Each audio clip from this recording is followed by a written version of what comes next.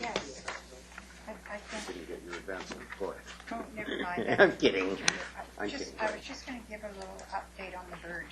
The bird. If we're on, we might as well give our public an update. Hopefully Kathleen will do something. Okay. The bird. Anything else? Madam Clerk. Thank you, Your Worship. The first item is a delegation from Cheryl Hamilton and Michael Vandermeer, i.e. Creative Artworks, and they'll be speaking on the light column designs for Pinetree Way. Forward two of you would be great. There you go. The microphone doesn't so much broadcast in the room, but it takes it to the webcast, so please make sure it's near your mouth. Okay. Thank you for your kind indulgence in this matter. We're here to present face-to-face our concerns with the proposed light columns for Pinetree Way. We are artists. We have a studio on Granville Island. Our business is public art. Mike and I have worked together for 20 years. Our focus is large-scale sculpture. We've been doing this throughout North America. We have sculptures from Fairbanks to Dallas, Texas. We're here today because we want to alert you to an issue that I think that maybe you may not be aware of. Members of the city staff have made a decision that we believe was arrived to because of misleading information that you were given. One of your city contractors who designed the light columns is in fact was an old friend of ours, and he has seen our design of our sculpture and then taken that design and used it for your light columns.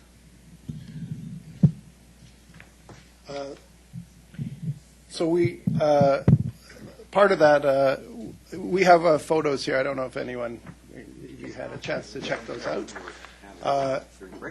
So we're just appealing to you here right now as a matter of common sense, just to take a look and see, if the overall impression in your minds is that they're the same, because I think they are. And we would like you guys to say to basically redesign it to have some substantial change. So where are we here, do you think? So it's the city council is who the citizens of Coquitlam are going to look towards as architects of this revitalization. And at the end of the day, the council is aware of the successes or failures of this revitalization. So that's why we'd like to appeal to you to review this proposal. We'd like to say, basically, why accept a recycled design when this project should have, for its budget, a new vision? It should have a unique sense of place for the city of Coquitlam. As artists, the only thing that we can take to the bank at the end of the day is our originality. We have no business affiliate or union to protect ourselves. We just have our original designs. And that's why this issue is so important to us. If this replica gets produced in front of your SkyTrain station, it diminishes the value of our hard work. The designer from ISL Engineering that designed this thing was at the opening, talked to us about our sculpture, and actually called us up and asked if we would build your light columns for you. So when we said no, and we said we didn't like the design because it was a replica, he misrepresented his relationship to the city and told you guys that he didn't know us.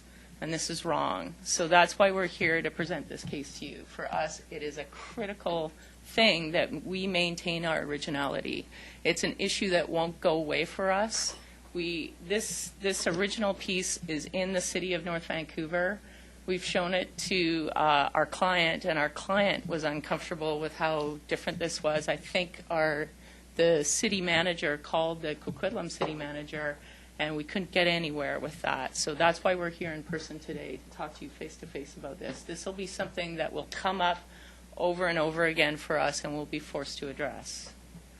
And just for clarity, we're not seeking any money or anything. All we want is just for the design to be changed enough so that people coming off the SkyTrain aren't going to be saying, oh, is that the IE Creative copied sculpture? Yeah. So you'll see the model on the first page of the photos. That's what he saw at the opening that he attended at our studio. He also saw our built sculpture on Granville Island for a year. And then on the last page, we've included a picture of Marcus Bocot's Trans Am totem. And we included that because I think for people that aren't engaged in sculpture, it's important to see how quickly you can turn a design into something completely different. It's still a tree at the bottom, but by putting a different shape and different material on the top and having cars stacked up, you have a completely different cumulative effect of what that piece is. And that's what artists do. That's why it's so important for us to keep the integrity behind our design, and for the city of Coquitlam to have integrity behind their design, to allow these two objects to be in the Lower Mainland at the same time. There's always going to be comparisons. It's just going to happen. It's already started. Friends of ours have seen your proposed design and talked to us. We've had all kinds of questions. We've tried to keep this conversation as down low as possible, and we want to address this face-to-face with City Council before this design gets built and it ends up being an issue. So that's basically what we're here to present, and if you have any questions, we're happy to answer them right now. Okay. Well, we do thank you for coming in. We will undoubtedly have to have a conversation, but I appreciate very much your coming in and presenting your perspective. Okay. I don't see any council, we obviously want to create a beautiful community here, and input like yours is helpful. Okay, thank you. And we have had previous conversations. ISL sent us to you right away. We wrote a letter to City Council. We got referred back by the legal department. So we have some correspondence between lawyers that we've included.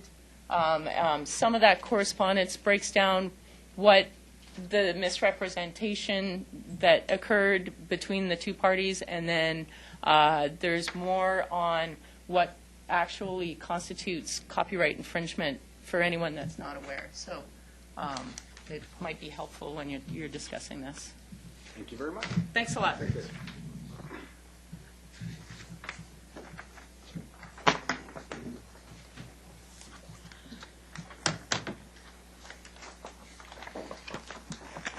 Madam Clerk.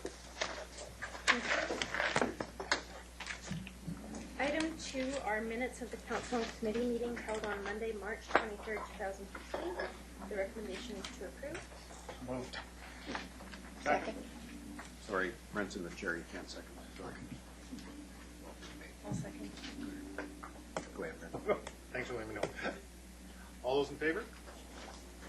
Opposed? Carried. Next item, please. Item 3 is a draft policy on cultural displays at City Hall. We have introductory comments by the General Manager, Planning and Development, and a presentation by the Acting Manager, Community Planning.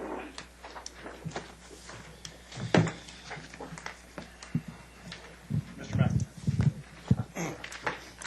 Good afternoon, Mr. Chair and committee members. Thank you very much for your time.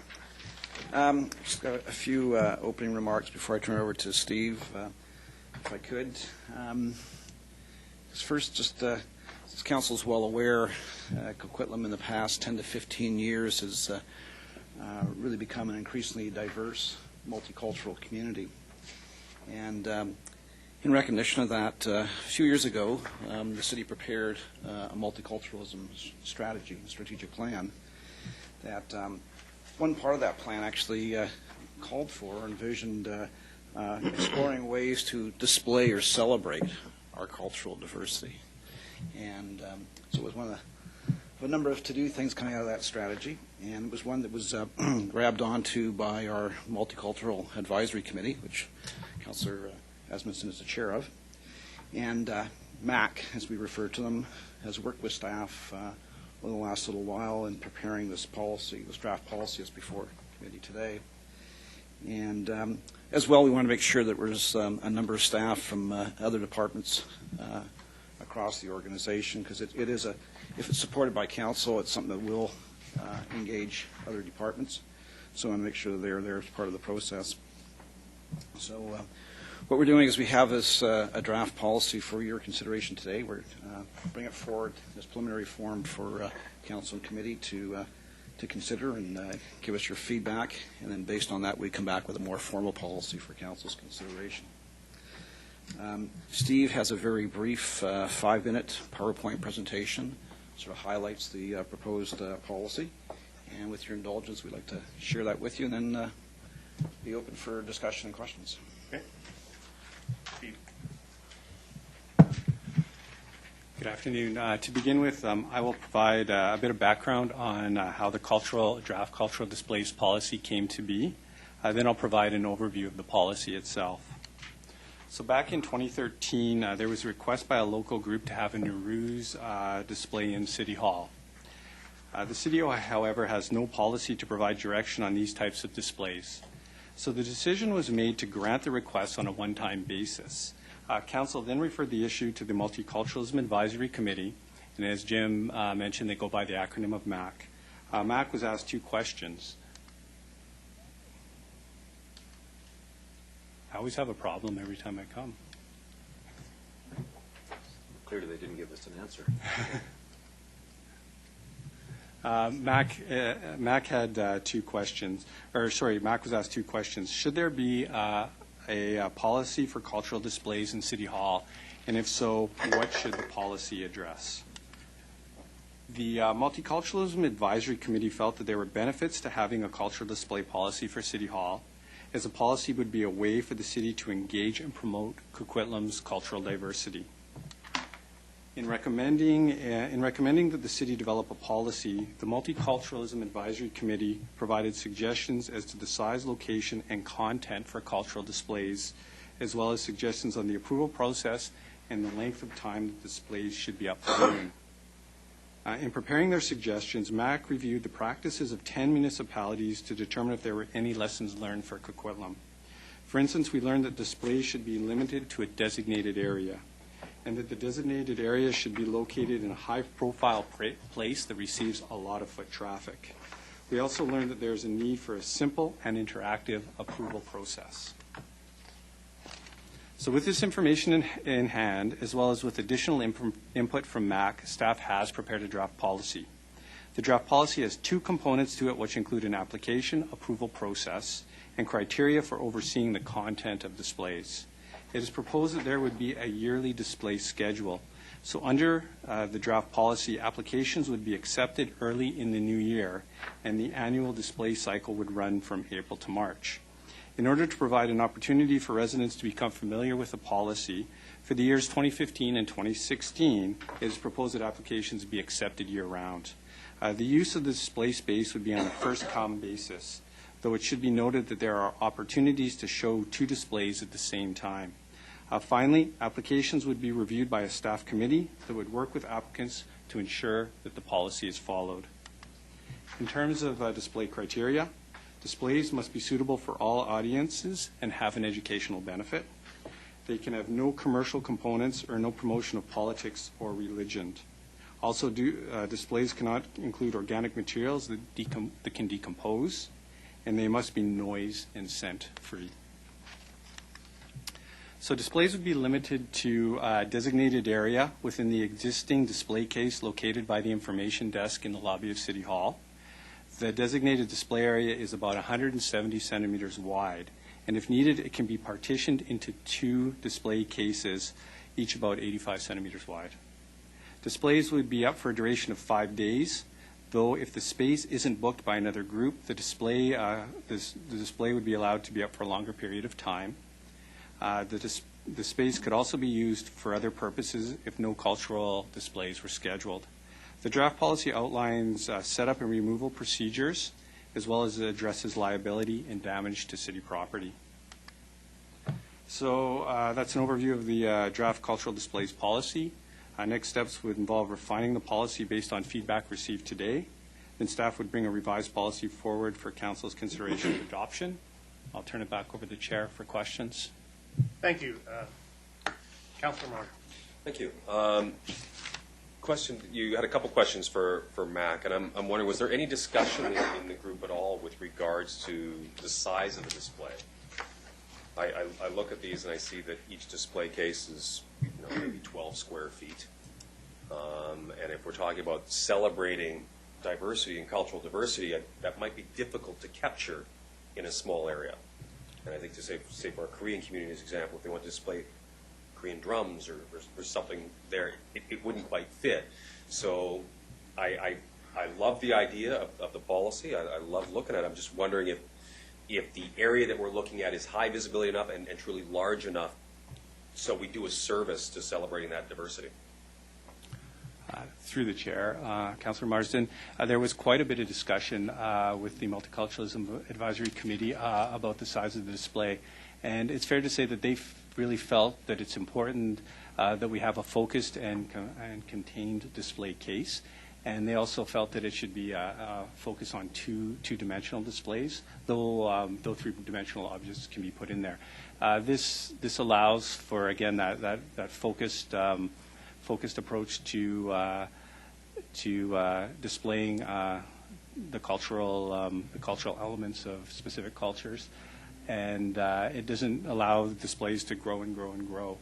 Through our best practices, that's one of the things we definitely learned, is that really you need to have a very designated space where it can grow and continue to expand, and there's no parameters. And I fully appreciate having a designated space. I was just wondering whether or not this was it. Is that an area that has high enough visibility when someone enters in? I think, too, when we have our celebration in the lobby, it's huge. Is that area focal enough, or is there something else that we might investigate? Well, from a staff's perspective, the Multiculturalism Advisory Committee made the recommendation on the cabinet or case. From a staff perspective, we thought that we have available space that could be better used, and that space is right beside the information desk in the main portion of the lobby. So initially, the idea was that we start with that space. If that space isn't meeting our needs, over time we can come back with council with further recommendations on improving the space. Maybe I'll just add on to that. So that's going back to earlier in the exploration and discussion that I was more plugged in. And perhaps our city clerk, Jay Gilbert, may want to comment as well, because the foyer, you walk in there and it seems generous when there's not a lot happening in there, generous in space, I mean. But it's often programmed and used, and the thought had been, rather than sort of, encroaching on a corner or, staking out an area for the cultural displays, for a number of the reasons that Steve's gone through, is felt best, and this was reaffirmed by Mac as well, to try to keep it contained within a more secured area, and recognizing that the foyer is used extensively at various times and for various events, and not to crimp those activities as well. So I don't know, Jay, if you wanted to add to that, because I know we spoke earlier. I think what we also have to realize, we're strictly talking about the other buildings and parks and rec libraries put on larger displays that have the better space and better room for them. The only place that didn't have or any policies around it was within the city hall. So groups do on a regular basis book the library, book community centers, book those different rooms for larger, different type of events or displays or celebrations they do. So we do have those other types of areas for that. Okay. With the photo that we've got in the package, it looks like it's kind of tucked in behind the chair and that. So again, that's just something that I want to see. If we're going to have a display, and this is the will of the committee, recommendation of the committee, great. Let's just make sure it's accessible and people can actually get there to see it. Mr. McIntyre. Yes, thank you, and through the chair. Fair comment, and I guess with any new policy, I think that gains council support. Let's try it on. And as Steve said, for the first couple of years, we'll make it people aware out there and accept invitations throughout the year. We'll also part of that will be monitoring, just see how it's working. Are we getting a lot of applications? It's just too cramped for that space, or is it not working? So we would take that away as part of our monitoring responsibilities. Very good. Thank you. Councillor O'Neill? Thank you. I think it's very good report, very sensitive to the issues involved, and but no problem with modest getting high visibility space. It shouldn't surprise you that I'm wondering about the definition of culture. And I think we're all presuming that culture is sort of, we're talking about ethnicity or a culture from a particular geographic area. But there is emerging an ever-growing and broad definition of culture. We talk about the drug culture, right? So I think for this policy to go forward, we have to define exactly what we mean by culture, or this. I think it's clear we're meaning sort of either an ethnic background or a homeland background that brings along practices that's unique to that particular type of culture. But we have cultures that are springing up in Canada right now, that people identify themselves and are being recognized in the ever-broadening definition of multiculturalism as well. So we have to be careful. So let's make sure that when this goes forward, that we're defining this to mean essentially the new peoples that are coming to Canada from different ethnic backgrounds. Essentially, I think that's what we're meaning, right? Steve? Through the chair. This is something that was discussed by MAC and at a staff level. There are a lot of interpretation and subtleties to what constitutes culture. And in reviewing this, it became clear that the majority of definitions of culture often may make reference to a belief system or a behavior system. We necessarily didn't take into account something like a drug culture or a subculture. We were more concerned about the implications of, and MAC was concerned about the implications of religion and politics on culture. So that's how we sort of approached it, and that's where we came up with clear parameters to not be promoting religion and politics. I think the policy from that perspective allows, there's a staff review committee that would work with any applicants, and that provides us an opportunity to ensure that the particular display would be able to be viewed by all audiences, which is a clearly articulated policy statement in the draft policy itself. I'm not sure. I mean, okay, you told me how the discussion went with the MAC committee, but I'm not sure then if the MAC committee really came to grips with this. But I've got no problem with I think where this direction is going, but I'm just afraid that there'll be people saying, we've got this and we're identifying ourselves as a culture. We're not from abroad, we're not new immigrants, but this is an emerging culture that you have to accept, and we could go, well, this isn't meant, we didn't want to give a platform for this or that, so that's what I'm worried about. Mr. McIntyre. Yeah, thanks, Mr. Chairman.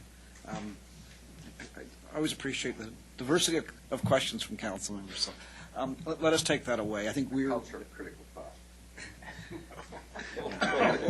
Yeah, the display will be a big I like that culture too. We work with these things, make it a little close to it without seeing the obvious. What do you mean by culture? So let's take that away. It perhaps needs to be some additional words just to put it in the right ballpark, if you will, is what's meant by culture. As Steve said, though, there was a lot of thought and work on what will be the process, what will be the system to make sure that some real oddball stuff doesn't get through. So I don't think that would happen. But just to say, let's be upfront in the policy and saying this is kind of the framework we're working with. And so just another overall thought of the complexity and the difficulty with trying to unravel the intertwined nature of the definition of a culture. You've ruled out explicit political and explicit religious. Now, well, you've ruled out religious proselytizing. Are religious manifestations. I mean, we've heard in Quebec that the crucifix is a cultural manifestation of the people of Quebec, and it's now many people in Quebec are saying it's actually been, it's not a religious symbol, it's a cultural symbol. And we hear that's a complex thing. So does this policy foresee some religious manifestations as long as they aren't proselytizing? That's another difficult question. You could even say broadly for our celebration of Christmas. Christmas is a cultural manifestation of Canadian culture, but is that seen as proselytized? These are all the challenges with developing a policy of this type. Again, our objective, and there is some interpretation that will be required in staff working with applicants, our objective is to promote the cultural elements. So for instance, a particular headdress may be seen to symbolize a cultural group. Within that culture, that headdress may have both political and religious meaning as well. What staff would have to do is, through the use of the information cards that would form part of the policy, is we would work with the applicants to ensure that there is a clear emphasis on the cultural components of that, as opposed to religious or political or other issues that aren't educational. It's not a cut and dry issue. That is our challenge. Looking at our own Aboriginal population here and that unique culture, I mean, that's all intertwined. Their masks and so many of their symbols are deeply cultural as well, so hard to take them apart. But anyway, but I do look for some more clarity on this, so we don't box ourselves into a corner or be left with some way where we're seem to be forced to display something that we really shouldn't be displaying. Just leave it at that. Thank you. Thank you. I think that the committee worked hard on trying to put that more information is good. Councillor Wilson. Thanks. My question is mainly about foot traffic in the policy, or the feedback from the committee was that it should be an area of high foot traffic, and I just wondering what the kind of foot traffic counts are in City Hall. Any idea? Because it just seems like the more appropriate place if we're trying to actually truly profile some of these groups, it would be an area like the rec center where we have over 1 million people a year. So was that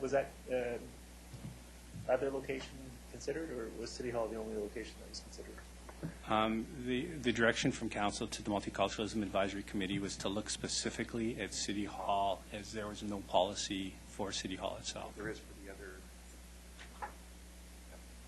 So the Foyer Sport and Leisure Complex would have a policy in place for cultural displays? Raul? I'm quite sure they did. I was asking the chair, because the chair was quite convinced. No, I'm putting it through to I asked Raul. Well, we did this question. I understand there's some policy around it, although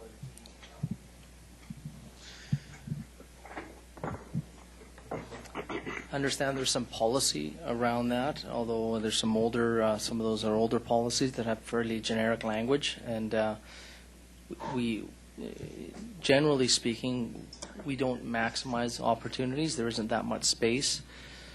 So it doesn't come up very frequently in terms of requests in our rec centers, and generally we're quite protective as the space is actually quite limited. So realistically, not much goes on in those centers related to ethnicity or cultural displays, although the library obviously is doing much more these days. And within this policy, the focus was on City Hall. Okay. Thank you. Councillor Townley. Thank you. I really like this idea. I think there'll be many groups in our community that will embrace this due to reasons already listed, our diverse community and fostering awareness and whatnot. And I was also happy to read about the communication strategy once we get it going to let residents know that it's there. Because if we start it but people don't know about it, then it doesn't accomplish that. But I have a question. I know there has to be criteria when we start a new initiative such as this. But I'm wondering, the no organics thing really jumped out at me because at the Iranian New Year Festival, the half-seen, the Nowruz New Year, I think most of the items on their table, which was something very near and dear to them as part of that, I think there was grass growing and apples and flowers and whatnot. So how flexible are we going to be regarding the definition of no organics? And if we do have some flexibility, if it's only Monday to Friday, would there be opportunity for that cultural group to come in partway through the week to freshen up the tulips or the grass, or I don't know. That really jumped out at me. I know it's a new policy, but it's a concern I had. Mr. Cullen? Through the chair, that the no organics is organic material can decompose, and that was the concern. The length of time has initially with the Nowruz display, it was up longer, I believe, than a week. So the length of time is 5 days. Is there a chance of something decomposing? Maybe not significantly in 5 days, but there is that potential. And so that's why there's a suggestion not to have specific organic material, because it could decompose, it could produce an odor, and it could disrupt City Hall. And if I could, and perhaps, Mr. Chairman, if I could, because you were chairing the MAC meetings at the time these discussions took place, and I think that was also addressed by MAC, and there are. MAC is quite a diverse committee, and some members are quite familiar with Nowruz and what its components are. So I would trust that they probably wrestled with that particular issue. I'll speak to that when I've got myself on the list. Okay. Anything else? Nope. That's Thank it? you. Mayor Stewart. Okay, well, I had that one. I'll come back to it in a minute. So I have a bunch of comments here. I'm glad we're doing this finally, because this was something that had been requested a number of times. And you may recall, there was a councillor who was not here anymore. She now represents us in the legislature. Selena and I had a discussion about the realities of our winter display. We call it a Christmas display, but it's just a winter scene. And we had added, the two of us had added, I had added a nativity scene on one of the little round tables from my office, and she'd taken the other round table from my office and added the Hanukkah version of that with little tent cards that explained the two culturally significant issues at that time of year. And it was well received, and it really, but the thought was it should go over to MAC, and MAC should be making the determination about how we explore the kinds of things we all do. I remember one council member saying we shouldn't allow any religious symbols, any religious festivals at all in City Hall, only we should just do things like Christmas and Easter. And I remember that because we all recognize Christmas, and there's a background to it. Easter, there's a background to it. The Alba night, which is actually a Persian night, 21st, or it's the winter solstice night, the longest night of the year, is a culturally significant, but has its background in Zoroastrian, which is a religion. So I have no problem with those elements. I see that staff have obviously weighed, or everybody has considered that issue, because the prohibition, to Councillor O'Neill's point, the prohibition was displays with political and commercial components wouldn't be allowed, but also displays with not religious components, but explicit religious proselytizing will not be permitted. And I concur that that's probably the right balance. Because religion does have so much to do with the cultures that are here. So I had no issue with that. So on the first two, the second bullet has two sub-bullets. Not promote hatred, discrimination, violence. This is under display criteria. On page 2, not promote hatred, discrimination, violence, or domination of one. And I would suggest we say cultural / political / religious group over another. If we do allow religion, it shouldn't be at the detriment of anything else. And similarly, if there is any, we don't want the original Persian flag to be, original Iranian flag to be flown, because it would suggest that the Islamic Republic of Iran is somehow politically wrong and all that stuff. So I think we have to respect those and not do them at the detriment of others. The next sub-bullet rather than not violate, I'd just say respect criminal and human rights codes. I think we could set the bar a little higher than not violate, that we actually respect them in letter and in spirit. The two down, the fourth sub-bullet, not include organic materials. A Christmas wreath. There's all kinds of organic materials, cactus, there's plant materials, there's things that we have all the way through City Hall, and I don't know that we would want to necessarily prohibit them. I think what we might want to do is prohibit organic materials which pose a risk of decomposition or damage. There's clearly a flower arrangement. If it's likely to last a week, I think we should be okay. There should be, the groups have already agreed that they'll do whatever it takes to make sure it doesn't cause damage. Or, in the words of someone, that the flower arrangement doesn't disrupt City Hall.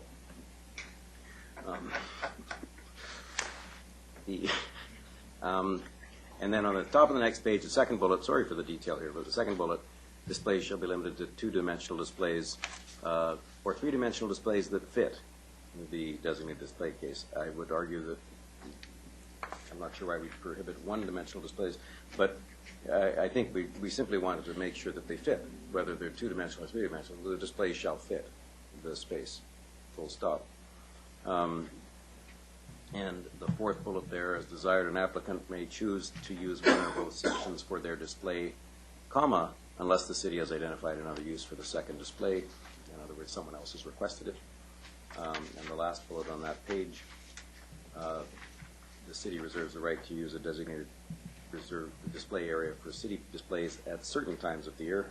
I don't know how certain we are of the times, but I would argue that's a bit redundant. It's just at any time. If we have some use for the space, the city gets first dibs, but the rest of the time we welcome these groups to do what they need to do. I think this is a great direction. I look forward to seeing it cross the T's and dot the I's, and away we go. Please don't ask them for insurance, though. We always seem to do that, make people take out insurance before they put up a poster. We'll sign a waiver. A waiver would be fine, but not insurance. Benita, Councilor Cheryl. Thank you. My question was in the discussion area. What popped out at me was that second bullet was only residents of Coquitlam, either individually or as a group, are eligible to apply.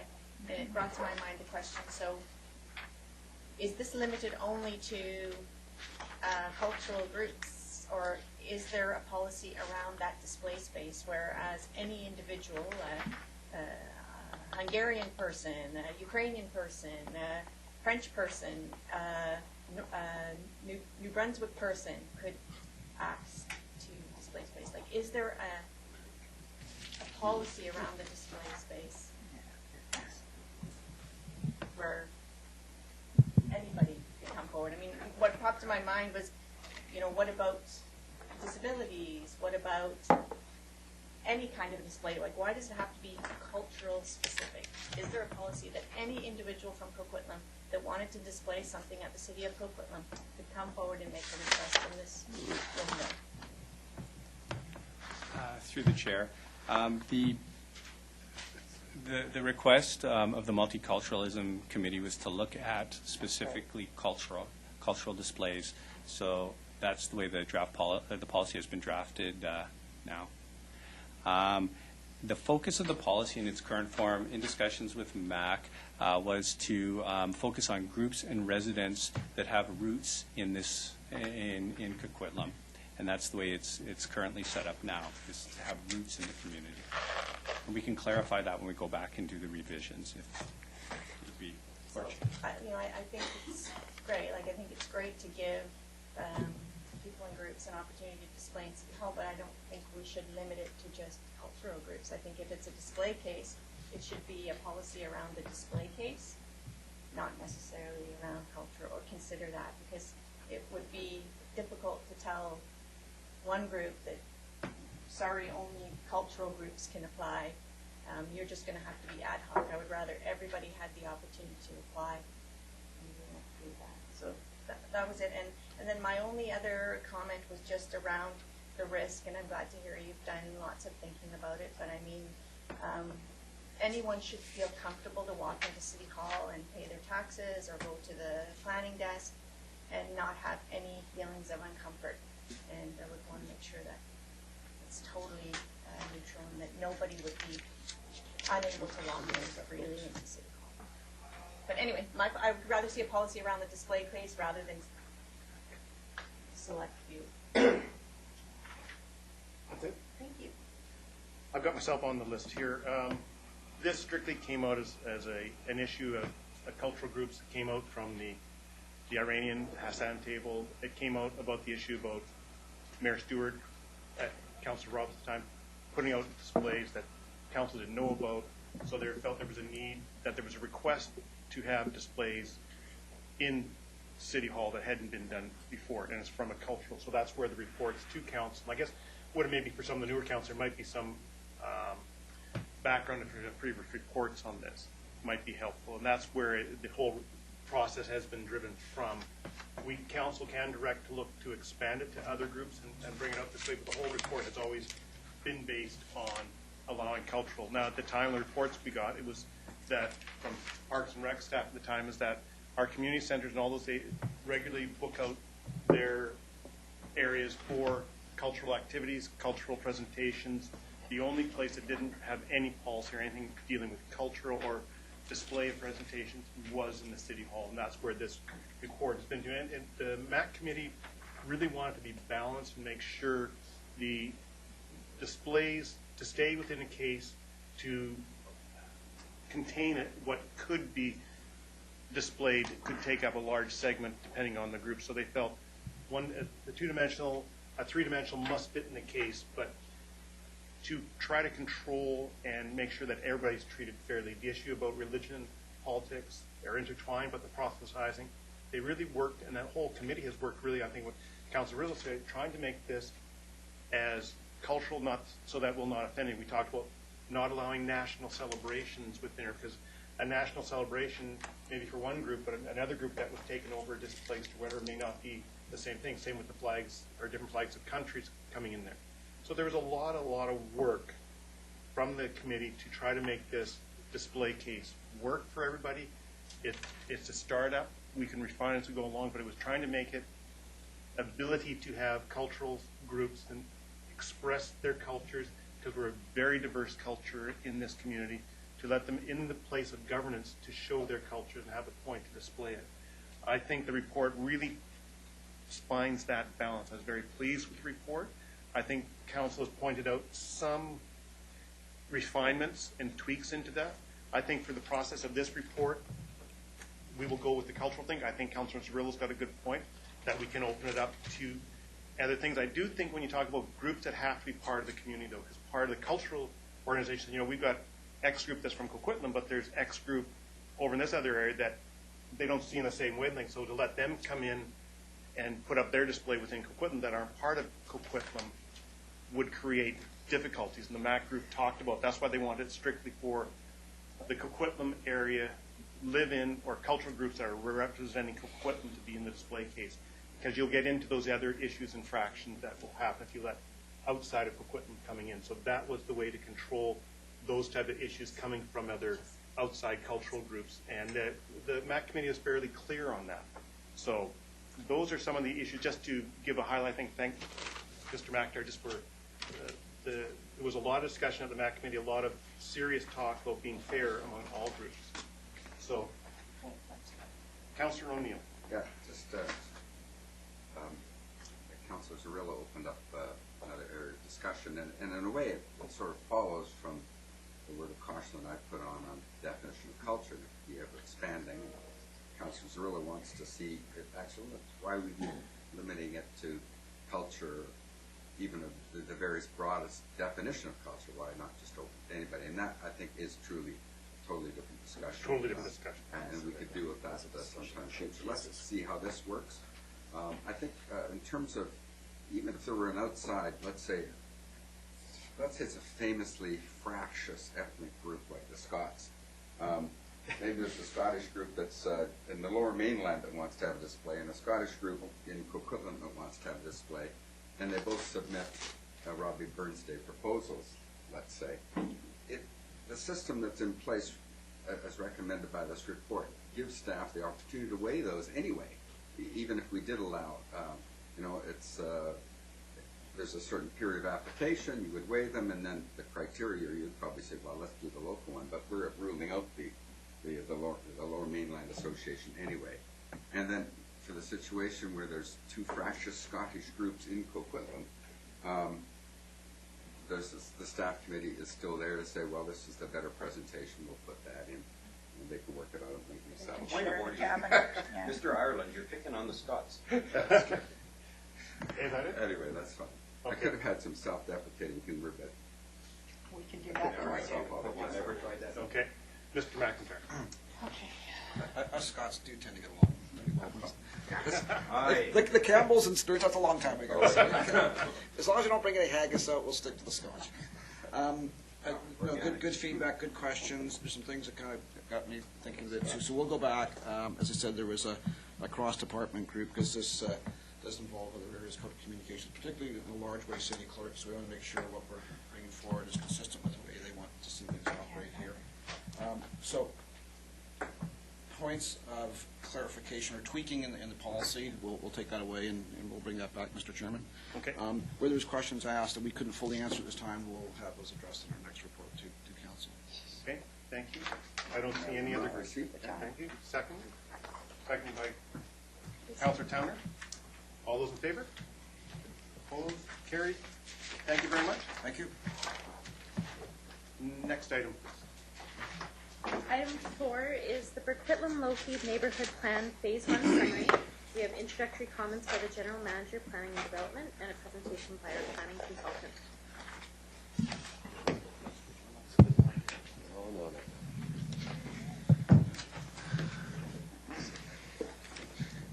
Thank you, Mr. McIntyre. Welcome again.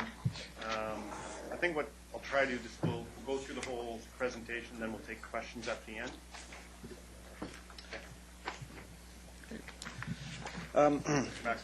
Thank you again, Mr. Chair, and I'll be very brief in providing opening remarks here.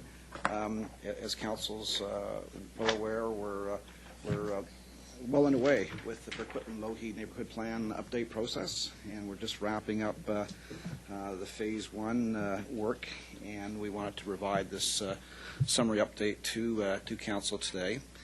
And we've received quite a range of feedback, and some of it's a little bit inconsistent or a bit of a mixed bag, I would say, getting some mixed feedback. But Andrew will speak to that in a few minutes in his presentation. I'm very pleased with the way the process has gotten, the way the project's. We've incorporated a number of innovative and different ways of reaching out and contacting and communicating with the community, and Andrew can go through those in a minute. The other thing, just very quickly, we've been doing the project team, which is led by Andrew Merrill and helped considerably by Bruce, has in not only undertaken the consultation to this point, but also doing some analysis and review of the plan area, and looking back sort of historic trends and development and various activity.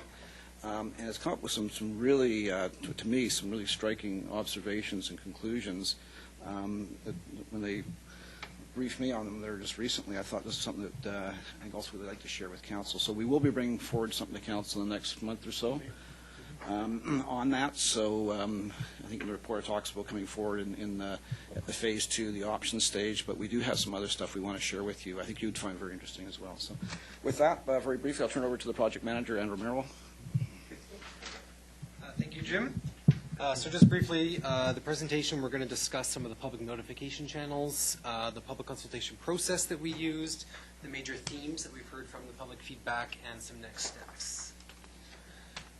So we've worked hard to expand our promotional outreach and notification options beyond some of our more traditional methods, by installing neighborhood signage, sending out over 10,000 flyers to every household in the neighborhood, and doing the project video, which so far is about 2,400 views, as well as some social media. In terms of some of the public consultation methods we've used, we tried to use a diverse set to solicit feedback from a wide variety of members of the public, to hear from as many people as possible. It includes things like our public advisory group, community meetings that we've attended, the online survey, and the 2 community information sessions. All the input that we've received we're going to use to develop some land use scenarios as we move through phase 2 of this process.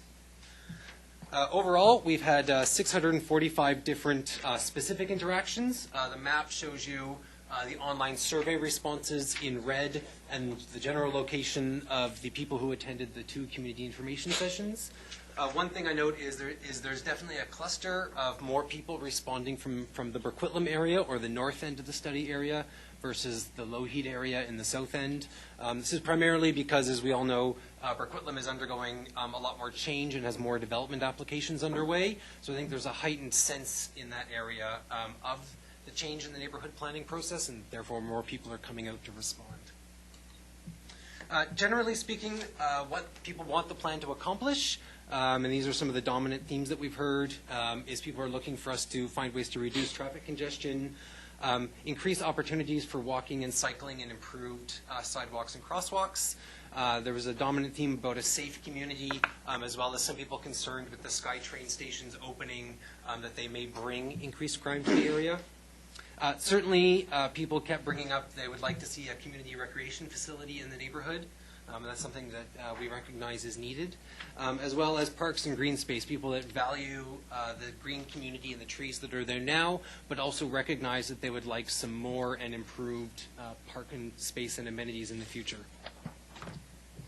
When we get down to the question of support for increases in density in the neighborhood, generally speaking, about 8% of people, if we weight the online survey with the community information sessions, have just general kind of blanket support for increased density overall everywhere in the neighborhood. A further 29% are interested in either limited increases in density in specific geographic locations or using very specific housing types. And then a further 15% don't support any increases in density and want the neighborhood to remain as it is today. And then the balance didn't specifically mention density in their comments.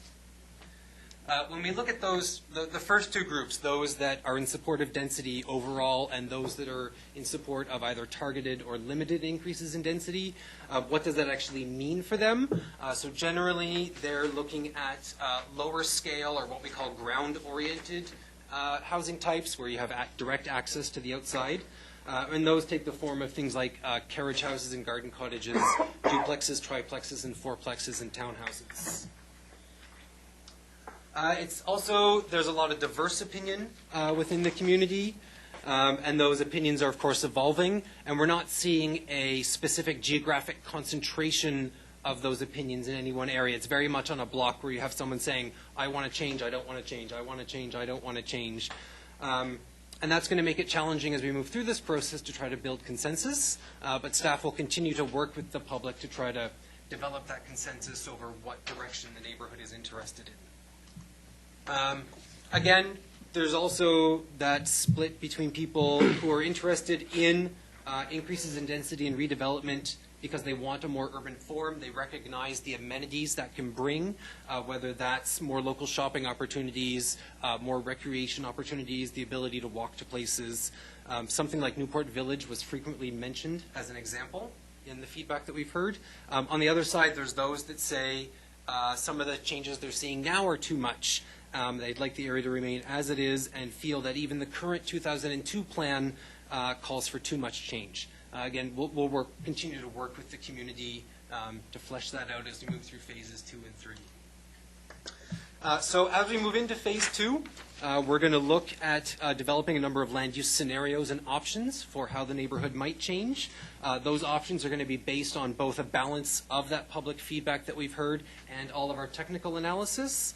And any proposed land use change will, of course, need to be locally appropriate to the area that it's applied and clearly communicated to the community. Looking at next steps, we're hosting a public advisory group meeting on the 22nd. We're hoping to host a commercial property owners workshop this spring once we complete our commercial market analysis. Over the summer, we're going to look at developing those land use options and scenarios. We'll present those options to council for their feedback by the middle of this year to look at rolling those options out for public comment this fall. And thank you very much. Okay. Thank you very much. Oh, there's a question. Councillor Hodge. Well, thank you. First, I'm really happy that on the public consultation side, this is something that we heard after we went through the Mayardville process, and so I think that just what you're doing with getting more flyers out, putting signage up, and I was particularly happy that we're reaching out beyond just the neighborhood, that we're getting into the shoulder area or out into the neighboring neighborhood. And I think that was key, and we certainly heard that the last time we did one of these. Obviously, as we get through this process, we're going to get more information. We're going to more, ink is going to go onto the paper, and people are going to get a better idea of what their neighborhood's going to look like. And we're getting an indication now because, as you said, there's some split between people who want density and people who don't. To me, I think the success of this neighborhood plan is going to be judged on how we deal with the shoulder areas. Because I think that's where the challenge is going to be. I think that people recognized when SkyTrain was coming, and then when we had our TDS corridor, people understand what's happening. They don't all agree, but I think they understand what we're trying to accomplish there. But to me, the success is going to be how do we deal with the shoulder areas? How do we address density and housing needs in these areas? And how do we preserve the character of those neighborhoods, recognizing that those neighborhoods are going to change just because they're close to where we're going to have the higher density. Obviously, there's going to be, the issues that we're hearing, parks, traffic, recreation centers, safety around SkyTrain, those we expected to hear. But again, it's how we address those that I think is going to be the key in this. I also think that residents want certainty. This plan has been a long time coming for many. Some people are just new to the neighborhood and they want to know what that neighborhood's going to look like in the future. So I think certainty is a key. Just what's going to happen. Not just what's going to happen in my neighborhood or what's going to happen down the street, but what's going to happen next door or what could happen next door. And I think that's what people are asking for. And hopefully, as we get through this process, we're going to be able to drill down more and provide that. As I said, I guess my question would be, timing on this. And how are we dealing with the people who are sort of out in that shoulder area? Because it's two very distinct groups. And the other challenge that we have is that even when we went into this process, we had that discussion about connecting, joining two neighborhoods together. And there's a very big difference between, say, the lower Lougheed and the Burquitlam. I'm just wondering, are we getting the same sort of comments, same sort of feedback, or is just about everything being concentrated around the Burquitlam Plaza area? Mr. Chair, if I could, I'll just provide a few responses to that and then turn it over to Andrew. First, on the matter of the combination neighborhood plan, I was going to mention that in my opening remarks. I know there was some initial concern around that. That has pretty well dissipated. We provided mapping exercises at the drop-in workshops, and there didn't seem to be too much attention to that. That all said, though, it's a large area in sort of the west flank of Coquitlam. There's a lot of different pockets of neighborhoods in there, so I'm really looking to a plan that's going to provide for that sort of that variety, that sort of a quilt of different sub areas. In terms of the timing, I'll let Andrew speak to that, but we do want to move on with it. The process is well underway. We've got a very good team. There's been a lot of activity that's been undertaken. Yes, you're right. The shoulder area, that's going to be really key and challenging. And even within that shoulder area, as Andrew was describing, you'll get very different views from almost not just block to block, but almost lot to lot. And so therein is going to be a bit of a dilemma, but we'll work through that. So, Andrew, on timing, anything else? Yeah, so over the next 6 months, we're hoping to again develop those land use options and scenarios. We'll present those to council and then take them out to the public to more community information sessions. Our intent is to essentially repeat the whole public consultation program again in order to communicate those options to the public. And then the long-term intent is to bring a final draft plan for council consideration by the summer of 2016. Okay, good. Thank you. Councillor Reid. Thank you. Mine are comments too, in case you're worried about questions. The commonality of this whole purpose was the SkyTrain line. So I think this stupidity, as I call it, of, oh, this is our neighborhood and that's their neighborhood. You know, I mean, and never shall the two be joined. Gets a little lost when you look at this main huge thing that goes through all the neighborhoods and continues down right through City Hall. This is a big, big, big obstruction, and what we have to deal with is that line and that area right around it. So there is a commonality, and I don't think we're taking the neighborhood plans and we're going out, extrapolating out to the very edge where Ranch Park, connects with Burquitlam. That's not the purpose right now. We have to deal with this huge thing that's going through our community. So I can tell you all the comments I'm getting, and lots of them. Like 20 years ago, I can tell you, there weren't many investors around Burquitlam-Lougheed. They were nosing around, but nothing. 10 years ago, a few people switched plans, a few apartments sold and things like that. 5 years ago, lots of interest, lots of properties split, lots of rental properties came to being because there were no investor owners.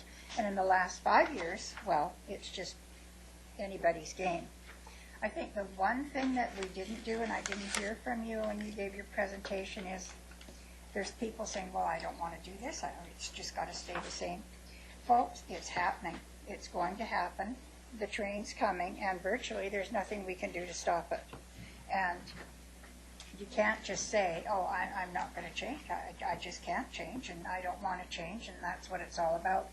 It's you either change with the times and you go with it and go how best to go forward with it, what's best for you and your family in that change, because change is coming, and it's way too late to stop the train now. So I think when I read and you say, well, some people just don't want change and they don't want to do this, and they don't, wake up. Because the sad thing is, and I can probably give examples, but I won't take the time, if you don't wake up and manage the change that's coming, it's going to run over you and you're going to lose, and we're going to be on the losing end, and we can't afford to be there. The two biggest things that I think we haven't really addressed yet, and we have to, and I know Jim is going to hit me if he could reach that far. We are not downtown Vancouver. We never will have the 5-minute bus service that downtown Vancouver has, and we need to address the parking. So as much as I have always gone along and said I do not support the parking plan, it will not work. We're still a burb. Our residents still have families somewhere else, and those families still don't have a SkyTrain going by their door, and they will still drive to Coquitlam. And we need to somehow get some kind of a parking plan that's going to work for us. And that's my biggest concern, and it's a big concern with all the owners around there as well. All the rest of it, I think, is going wonderfully well, and I think you're doing a great job. And if people will just know that change is happening and embrace it and come out and work with us. Thank you. Thank you. Councillor Cirillo. Well, first of all, I'm interested to hear more about the teasers that you put out there, Mr. McIntyre, at the beginning of today. So one of the things that popped out was the idea that the community is open to density, but perhaps at lower levels than what we were thinking up around the TDS. So my question to staff is, how do we as a council respond to that idea that they would prefer the low-rise over high-rise in the next 12-month window as we're getting this plan together, because we know that applications will come forward. How do we respond to that? Because I know you're building consensus at this time, but I wouldn't want to have winners and losers in this 12-month window between when we take all we've heard and we apply it. So how can you give me any ideas on how we manage that over Mr. McIntyre? How about if I get in trouble, you bear me out? One of the great challenges, and if we just compare some of the things we were hearing in the TDS around 2011 from the public, and if we compare some of those same conversations just 3 short years later, we're seeing a tremendous change in a large percentage of the population. And the difficulty for council, I think, is that that evolution of opinion is going to continue in the next 3 and 5 years. And that's kind of where we are in the middle right now, with some people solidly against change and some people very much embracing and wanting more. And that's almost impossible to get a consensus between those 2 groups. The challenge that we're going to have to really, I think, try to get the best plan forward is first to remember that this is a plan in a moment in time, and that we have to make sure this plan thinks about not just today, but how it progresses through time and how it lives and evolves for the neighborhood, and how we make sure we're really clear about what we mean in the core and where the core is. And then to echo some of the comments, it's going to be, I think it's almost going to be a block-by-block analysis in the shoulder. And we have heard from a lot of folks asking for change in their block, and we've heard from folks change specifically not in their block.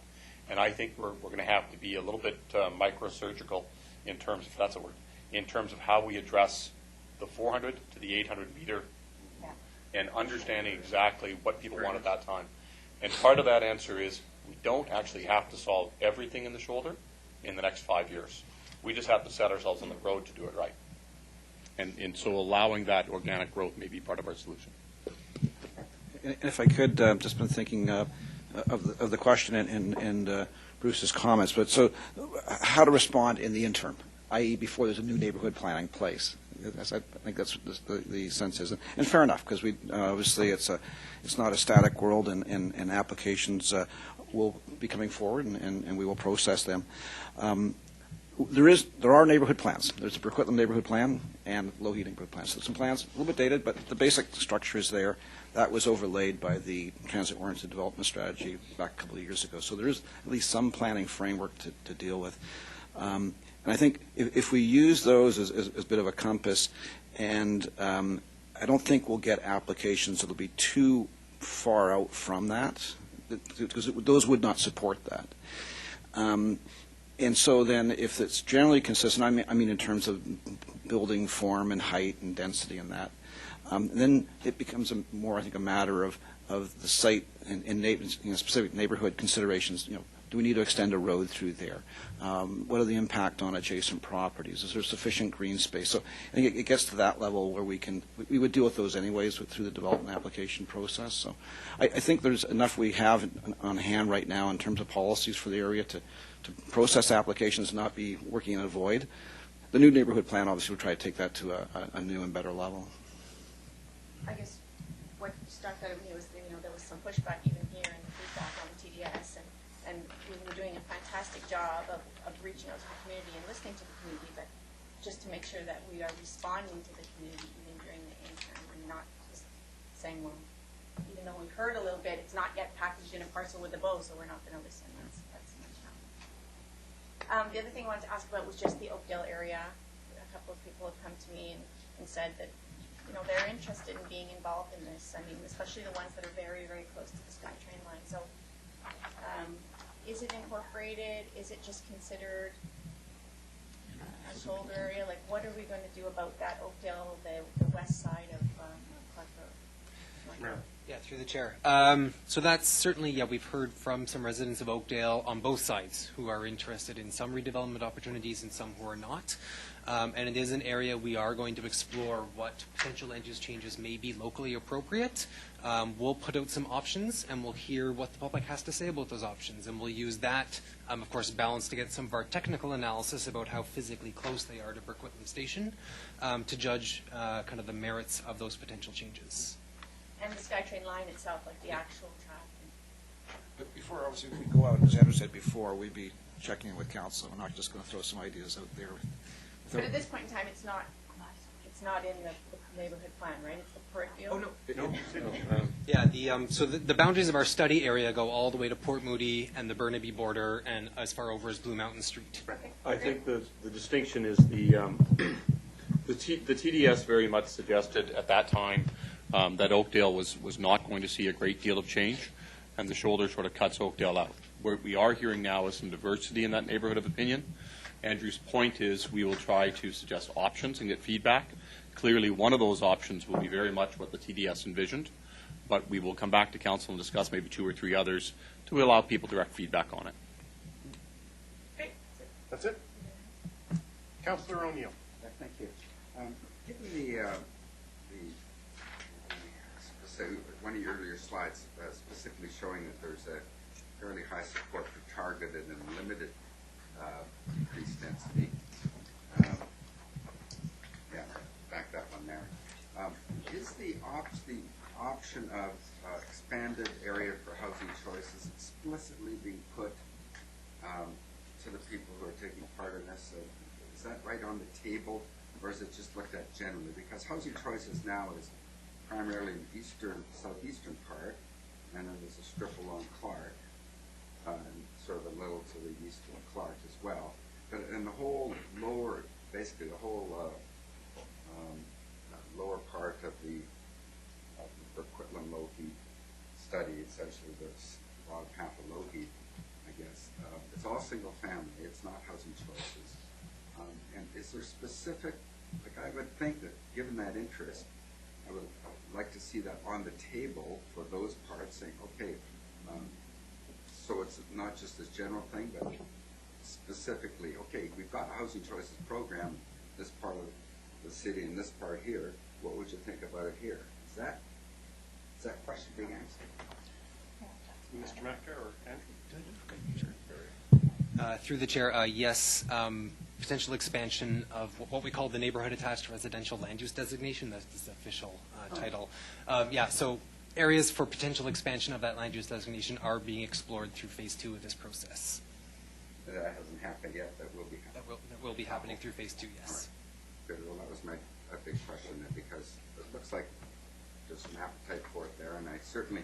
And by the way, I thought this was a really good report, touching base with us and letting us know how broad the consultation has been and how diverse the responses have been, because we hear it too. I don't think there's anybody around here that's actually surprised to hear that from house to house it can change. And so you got a big job here. I just want to make sure going forward that people maybe have some specific ideas and get their teeth into. And you said that, yes, on this particular one, there will be that, and I think that's good. Thank you. Councillor Marsden. Thank you. Again, like what we've seen, and I did attend one of the open houses, so had a chance to see the team in action. So that was really good. In terms of support for densification, and Mr. Irvine spoke about appears to be an evolution of opinion, but I note that in the survey we're still asking, do you support it? Is there a point where we're going to stop asking that question, just say, you know what, with the SkyTrain comes increased densification? To Councillor Reed's point, that train has left the station. Excuse the pun, but there is going to be increased densification. So the do you support it, do you not support it is really becomes more moot, and we just need to determine how we're going to best manage it and move forward to build a strong, positive community. Of course. Through the chair, related to some of the discussions we had about the shoulder and the sensitive areas of density, we'll take the question down a level of detail now, and through the options we'll be asking where specifically do you support what kind of change in density. So some of those options are sort of a base plan that are being developed now. Some of them can even literally be more a la carte, where logical boundaries sort of exist. And we'll ask the more detailed question of what kind of density change would you be in support of if you are. And that will be a very key part of the information that iteratively we gain through the options. And as Jim mentioned, those options will first be shown through council in that discussion. Okay, good. And of the people coming into the sessions now, do we have a comfort level that the understanding of the TDS and kind of the structure is higher density and lower rise as you get further away? Is the community understanding improving? Do we need to do better on the communications? Maybe when we do those 10,207 flyers that we be more explicit about it? How's the feel on that?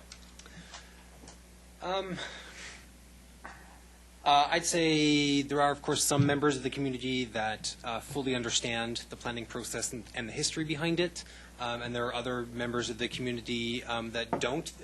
One of our sessions was their first time being involved. So there's certainly a full spectrum of understanding, and at each of our sessions we do try to include some education component of not just the background, but planning theory and terms and things like that at the beginning, so they can set up a certain level of understanding so we can have those informed discussions.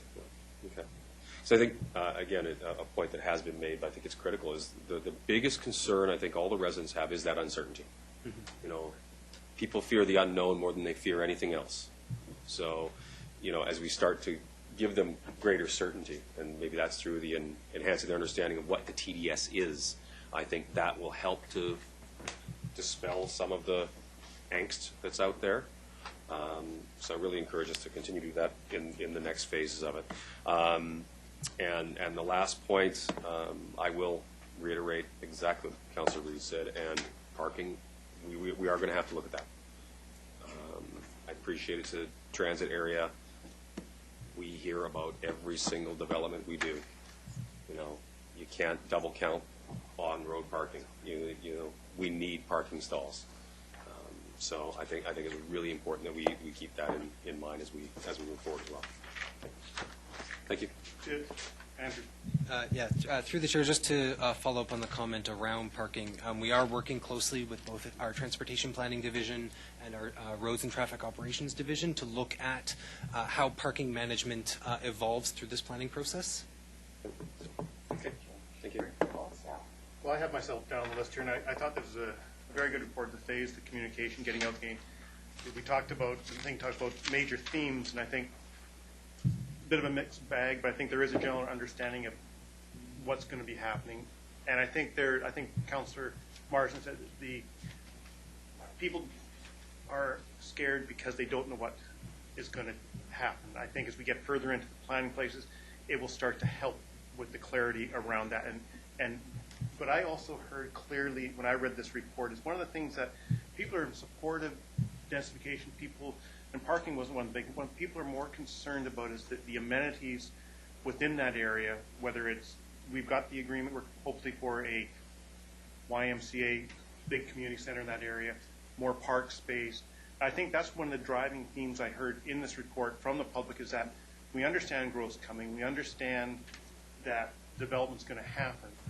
And what's been a common council comment from Burquitlam-Lougheed area is we need the amenities to go with this. And I think that's underlined in this thing area as one of the major themes I think clearly comes out more than anything else. The other thing is parking is always going to be an issue. We have parking issues throughout the area. We do have an issue, though, of people not using their garages to park their cars. And that's a big problem. I mean, we allot parking to areas, and people use them for storage rather than park on the street. So it's an issue that creates parking problems in the area. I do think, though, that with the SkyTrain, you have every couple of minutes a train will be leaving the core area. Around that area, you're going to have better bus service for people to move about in that area. People moving into, I think the trends show that people moving into SkyTrain areas don't have as many cars because it's an expense. They can use transit. So that I think we need to show those stats and that information. I think it's more the concern about parking is when we get into the shoulder areas. That type of areas and how we deal with the parking in the shoulder areas is the more the concern. And when I read the report, most of the concerns were about the shoulder areas, not the core area. I think everybody understands the core area, the high-rise, the densification. But I think we got to focus on that. So, and I was quite pleased with the one part about neighborhood self-identification. We had a big discussion about this. And my point at the time was, I think what the public has said is that they more see it about a block to block as what their neighborhood. They don't see lines. They live in a neighborhood. We look at maps. We understand the boundary line. People live it on their street. They don't. And I think that's what came out in this here. So, very good job. Thank you. Move receipt. Second. Second. All in favor? Opposed? Carried. Thank you very much. Thank you. Ray's not on the speaking list for the next one. This is why this is here, exactly. Put me on the list. Might as well get you out of the way first. Are there other questions? I've actually got, The rest of you can take a That's break. right. Come back tomorrow. I'll just dial in I want online. Okay, Dennis, I got to share this with everybody. I want a pool, I want a pool. So Dennis said people fear the unknown more than anything else, except when they actually learn that the rumble that they're hearing isn't the furnace starting up, it's a tsunami. Then they actually fear what they know.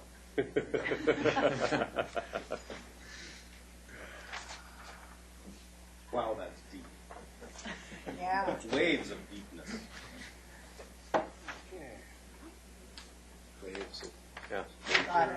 We got it. We chose to leave it. Okay. Next item, please. Please. Item 5 is the final draft of the Parks, Recreation, and Culture Master Plan. We have introductory comments by the General Manager, Parks, Recreation, and Culture Services, and a presentation by the Director of Planning and Business Services. You better have a pool in your pocket. What's this? I did a pool? Mr. Leda. Yes, thank you. Just like to make some brief comments. Michelle Hunt, our Director of Planning and Business Services, is here to provide a presentation to Council. We have attached the presentation. I think we have a modified version for Council, but the full presentation is in your package. Today is an important day for our department and then the city as we continue our path to renewing the city's commitment in parks, recreation, and culture, and the city generally for our facilities in the next 20 years. The work before you today is a culmination of a departmental effort, and we have looked at what we do and how we do it and the direction we need to take to really serve the city in the next 20 years. It is very expansive. We run a very wide program of services and programs, as all of you know. Michelle's team, I'm very, very proud of Michelle's work and the team. A few of them are here today as well, and the entire department for the collaboration that they've contributed to the program. I do want to make a note about a master plan, and I think we made some comments when this came forward in 2014, and Michelle would touch on this as well and the components of the plan itself. By definition, it is a very high-level document. It is intended to provide outcomes related to policy and strategic directions that will guide subsequent studies and work that will actually deliver programs, services, and facilities. So this document is not intended to say we will have a field, we will have a pool, we will have a facility. It is intended to really lay the groundwork for making those decisions in the future, much as an official community plan would give you an idea what the general land use categories might be. It wouldn't tell you that it's going to be a multifamily or that it's going to be a townhouse. It would just generally give you a general land use category. It would be the detailed neighborhood plan and the zoning bylaw through which you actually implement this. So for us, this plan is really the broad guiding document. Subsequent studies, strategic studies, would be undertaken in different service areas to really determine when we provide services, when we do more things, or when we stop doing other things, depending on trends and population and service standards at that time. So it needs to be read that way. I do think the document before you is going to set a standard in terms of the documents and how they can be used very effectively in the long term. And we're certainly very proud of the work. We're looking forward to Council's questions. It is a very comprehensive document. We have not made it brief for any strategic reason. We've made it compact as best as we could, but I appreciate Council the time you've had to take to read this very, very comprehensive document. With those comments, I will pass them on to Michelle, who can then give us the presentation. So I have quite a short presentation just to give you an overview of some of the feedback we heard through our public consultation process, and also just start off by setting where we are in the process. So as Mr. Alueva mentioned, last year when we started this, we started it more in depth, we decided we needed to separate it into two documents: the master plan, which would outline the guiding principles, and then the implementation strategy, which would look at the service levels that we provide in each one of the service areas and determine at that point whether we maintain those service levels, whether we enhance them, whether we scale them back, and then how we were going to do that. So this, as Mr. Eloeva said, this master plan is the guiding principles. It's the foundational document. And really, through the public consultation process that we've just undertaken, we tried to determine, what the community's, values and what their aspirations are for the whole program, and so that we can move forward with the implementation strategy, which would then be, what are we specifically going to do in each one of these areas. So just an update on the process. We started this back in 2012, and been through these following steps. So we did look at each one of the 18 service areas in depth, did some background work, identified issues and constraints, and then developed the strategic directions about this time last year. And then from June through to the end of November, we went out and we did our public consultation process on the document, and I'll talk about that a little bit more. And we're now at this council checkpoint, spring 2015. The next phase will be developing that implementation strategy, and you'll see in orange that we've already started some of those key strategic documents that we need to do in order to complete the implementation strategy, and that would be the aquatic services strategy, which will be coming forward to you fairly shortly. That one's wrapping up. The arena services strategy, we're just starting. Council approved that one a couple weeks ago. We're underway with an assessment on our parks infrastructure, so the existing playgrounds and courts and fencing and lighting that we have in our playgrounds. We're doing an assessment of that because we're going to need to build that in as well. And then, of course, the big one, which is our Arts, Culture and Heritage Strategic Plan, which is probably about midway through. So we hope to come back in the fall with a draft strategy. Actually, yeah, I've got August there, sorry. It'll probably be in the fall as a council checkpoint there. And then we'll combine these two documents together, and council will approve a final document. So the process, as I mentioned, it started around June of last year and wrapped up in November. We went to all the various committees, council committees, as well as a number of stakeholder groups. We had 21 presentations, and we heard from those 21 different groups. We also launched an online survey, as well as did the intercept surveys, where we were out in the parks and the mall and IKEA and at Share and number of 30 different sites, actually, and received over 1,100 surveys. In September, we did our open houses. We had sort of one weekend where we did a number of open houses in one location, but then we actually kept a lot of the presentation boards up for about a week and moved them around to different facilities so that we could collect more feedback. And we also held a number of staff focus groups in the fall, where we got our own staff together to look at this in detail and give their feedback on how they think this is going to impact their own areas of operations and any ideas they had. And those were quite enlightening as well. Just a copy of the survey there. I just wanted to this is just a sample question. So this was question 2A. It was asking, I think it was, actually I can go back here. It was asking about the parks. Anyway, I just wanted to show you, we have mapped out every one of the questions, and this really shows that we had good representation from across the city, which was great. The interesting thing, though, is that around 50, and in some cases up to 65%, is from Coquitlam, but we had up to 50% that were from outside Coquitlam. So we had a lot of responses from neighboring municipalities, even as Surrey, Maple Ridge, Pitt Meadows, and I was actually at the Place des Arts open house, and talking to people as they were coming up and filling out the boards, and they were saying, oh yeah, we're from Maple Ridge, we're from Pitt Meadows. And so I think that's where, we do have a lot of the people that are coming to our facilities from other. So we have isolated the ones that are just from Coquitlam, and of course that would be around 600. So just very briefly, I'm going to touch on some of the themes that came to light through this process. Swimming pools, Coquitlam residents love to swim. They love their pools, and they, really think that that is a fundamental service that we should be providing.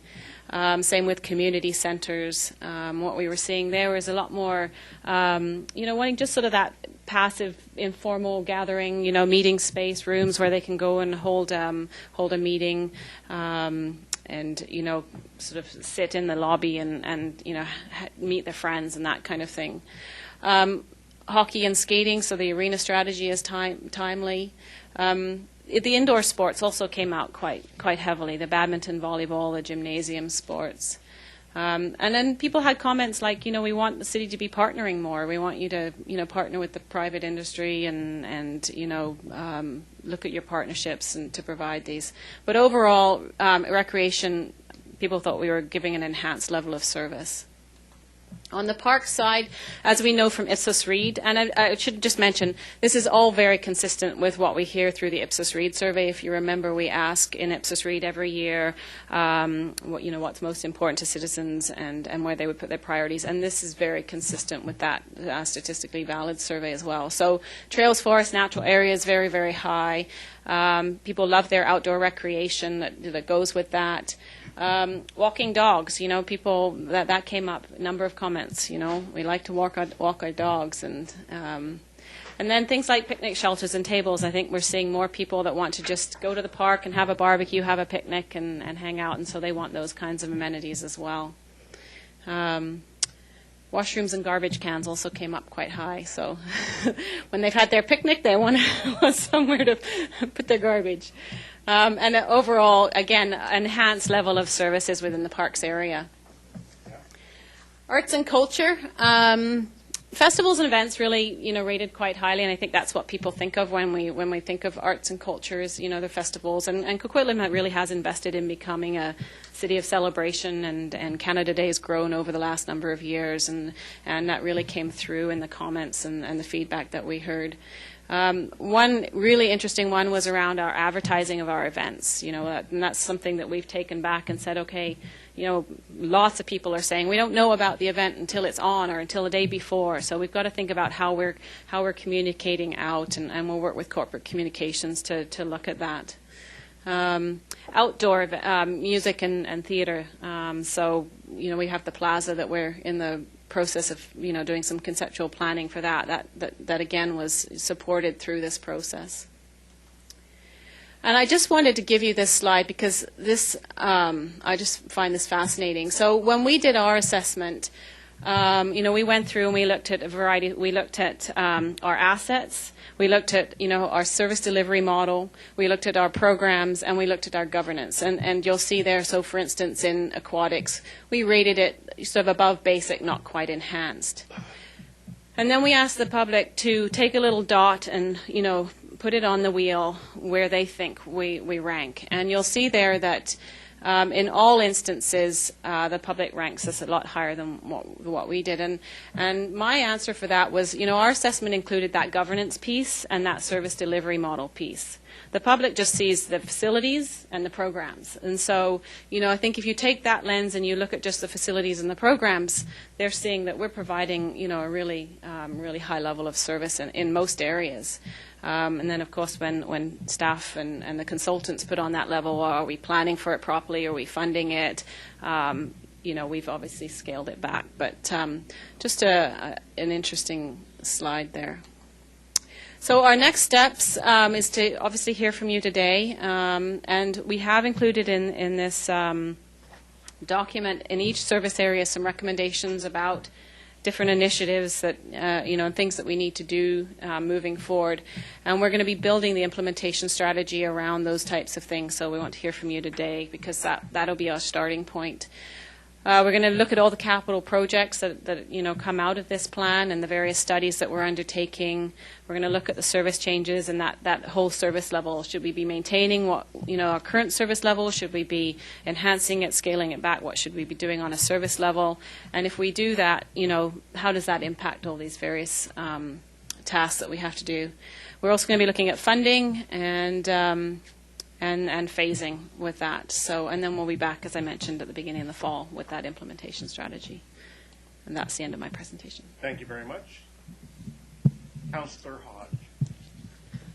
Only one sticky.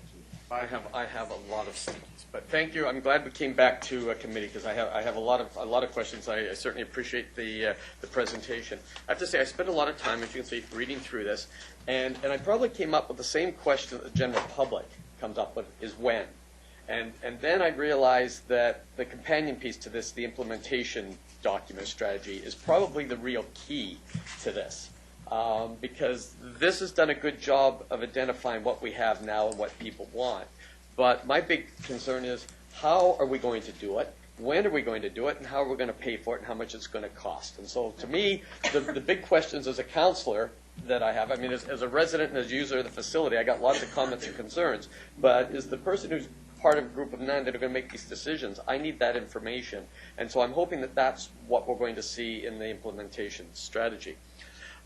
Going ahead, one of the things that, and I'm going to be sort of all over the place, I sort of remind me of that the first chart you showed me with that roadmap of everything all over the place. There's a lot of pieces going into this. Yes. And that was one of my first concerns is, how do we do this master plan while we're waiting for an aquatics update, an indoor facility update, a heritage study, all these other pieces that are documents that are going right now.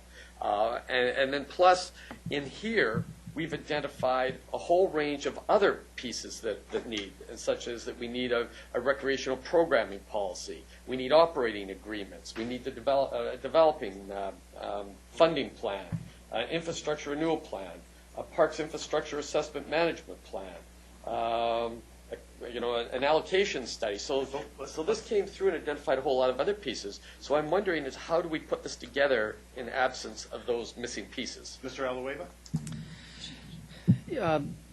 Those questions are actually fundamental to the way that the master plan document and the implementation strategy and then strategic studies that follow will come together. So the master plan, imagine a number of filters. So the master plan is developing 10 strategic directions, and you'll see that what we've done in this master plan is identified 10 strategic directions that will be kind of fundamental underlying principles under which we will then develop strategic studies, policies, et cetera, et cetera. So when you look at a specific area, like aquatics as an example, and your question is how could we, and it's a question that we've had before and it's worth explaining, how can we develop a master plan when the aquatic strategy is not done yet? Well, in fact, the aquatic, what the master plan says about aquatics is that aquatics is very valuable. We have a certain number of assets that we have, indoor, outdoor, the spray parks. We have a certain level of service we maintain, and that level of service needs to be responsive to demographic changes and trends in the service and regional needs and demands. And then it says develop a strategic study that then will help us make decisions in the future based on the principles of the plan, the strategic directions around things like partnerships and optimizing facilities. These are very fundamental to kind of the ethos or the principles under which we will make sure service is delivered. In other words, we will not advocate to our council, or our council hopefully would be guided by the decision not to invest heavily in areas of service that are already well served, where facilities are not optimized, and in areas of service that are not highlighted in the plan as strategic directions to follow. So these will guide us. So with the plan adopted in that way, we will then proceed to move forward in strategic areas like aquatics with those policies in mind. The strategic studies will then look at levels of service, specific number of people that use our facilities, the type of facilities they are, what are operating budgets, and then through that discussion, so it's really a nesting of plan and the studies that follow. So this plan, the outcome of this plan is not to say we will have another outdoor pool. It is saying we love the service, the range of services we're in is right. It has a very important function in the role of the city. We want to optimize those services with the population and trends, and then ultimately will guide us to a decision around aquatics in more strategic studies and through the implementation. So that's how we handle this. It is a very high-level plan. It rests at a high place. If you read this plan, you will get a sense of where each service area is at in terms of the service we provide in the city. And then you'll get a flavor for the principles that this community, we feel, represent this community's values around what that service area needs to think about going forward. But it is not going to tell you we need another field. That would belong in the sports field strategy that would typically follow under. So the idea would be that's the nesting.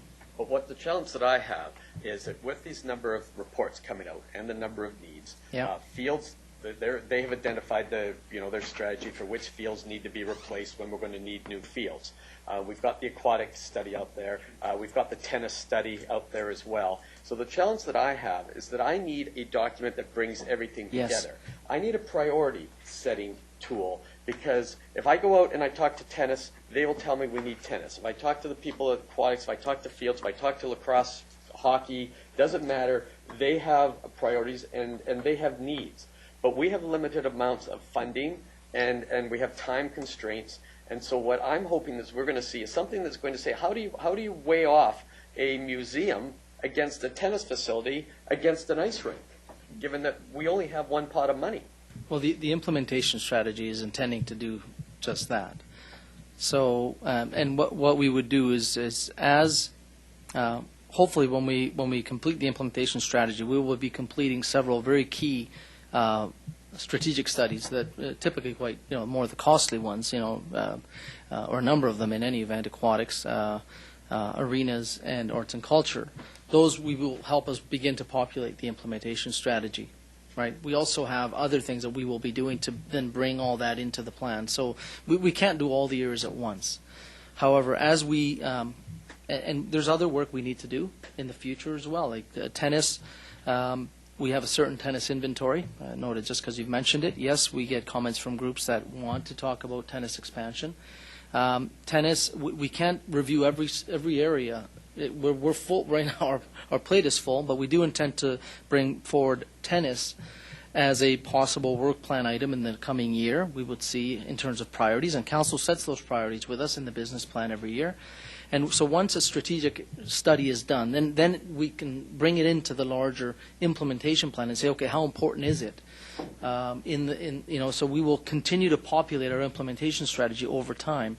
But when we complete it, at the end of this year, you'll have a very good idea of the long-term number of assets and facilities. This is very broad.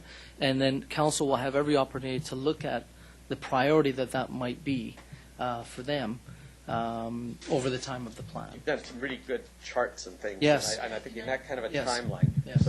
I just want to add on. So we've actually done some brainstorming around what this implementation plan strategy looks like. And it's basically got 4 components.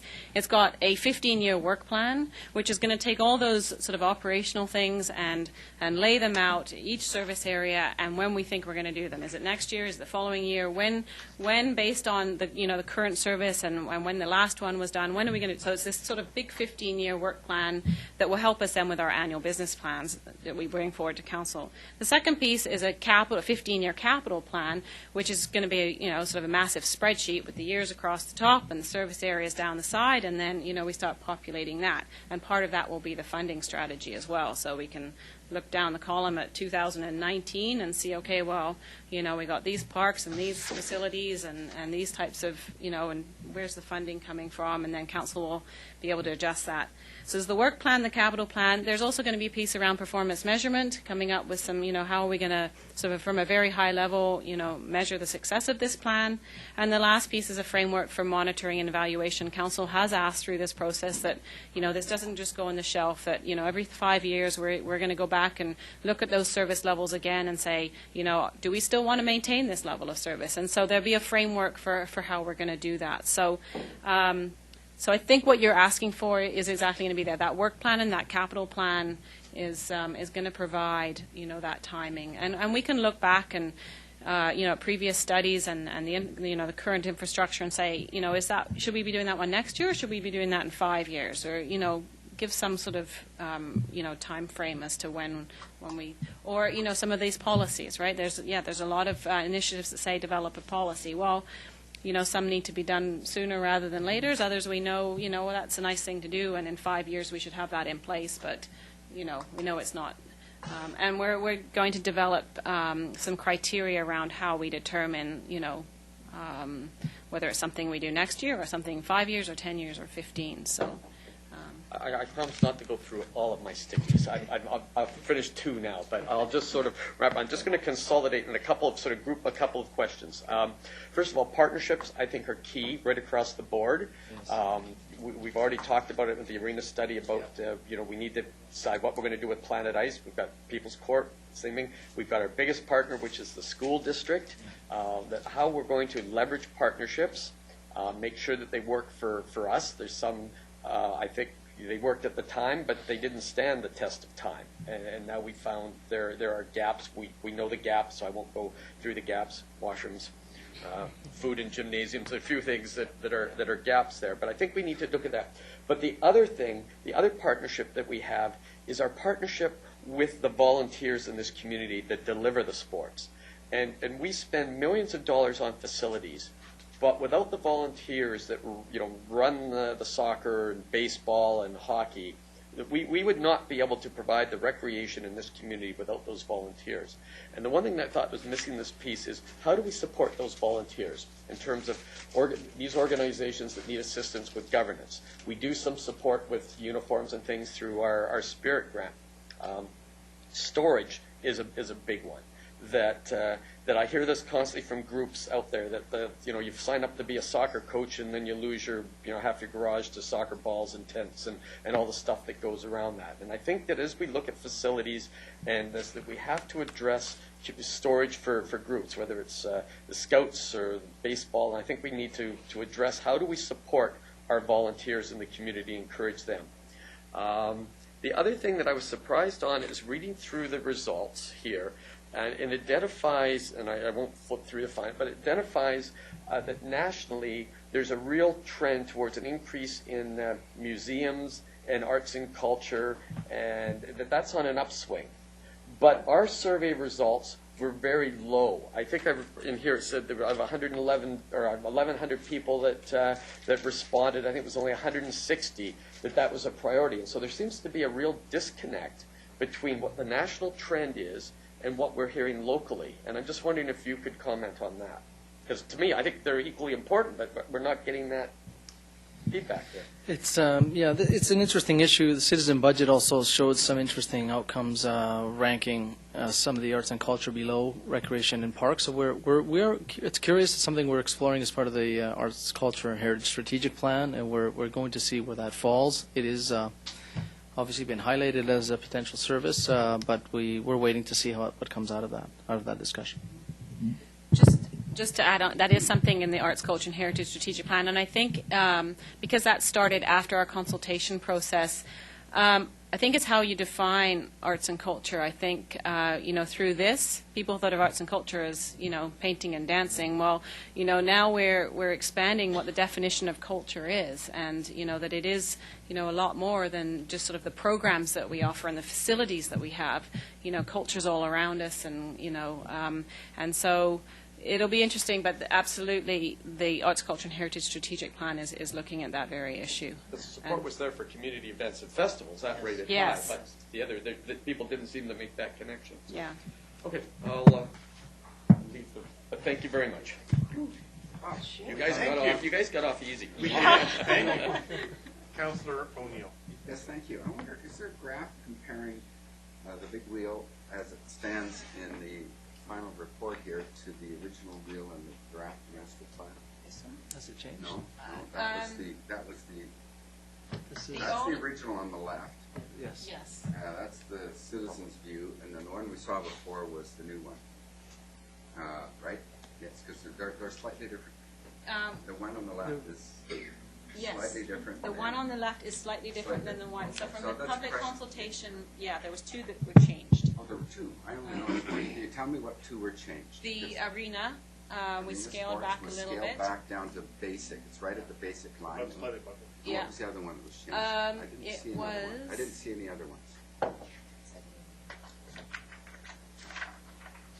Oh, you know what? It wasn't changed in the end. It was around the visual arts and performing arts. Okay. But the changes that we made on the assessment in the end didn't actually change the wheel. So I got questions.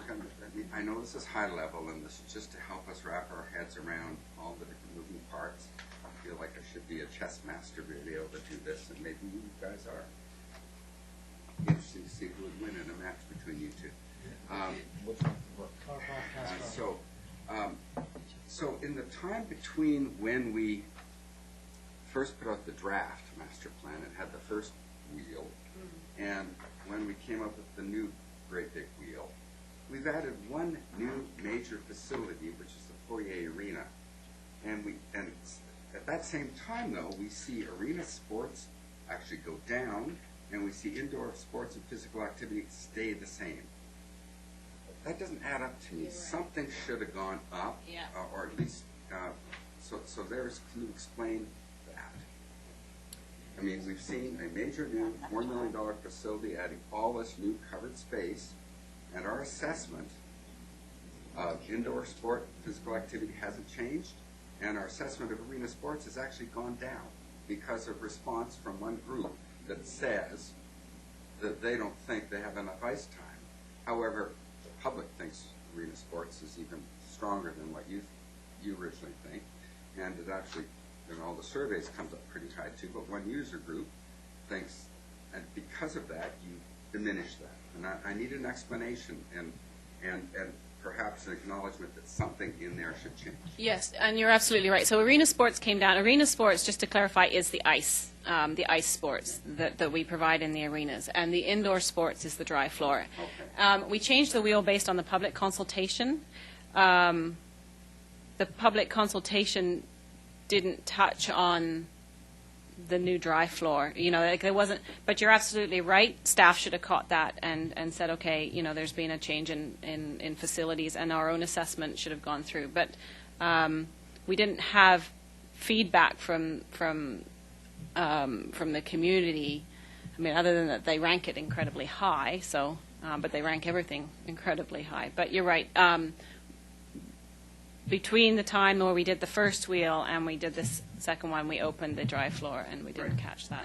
So perhaps when this comes back to council finally, that the indoor sport and physical activity bar will grow.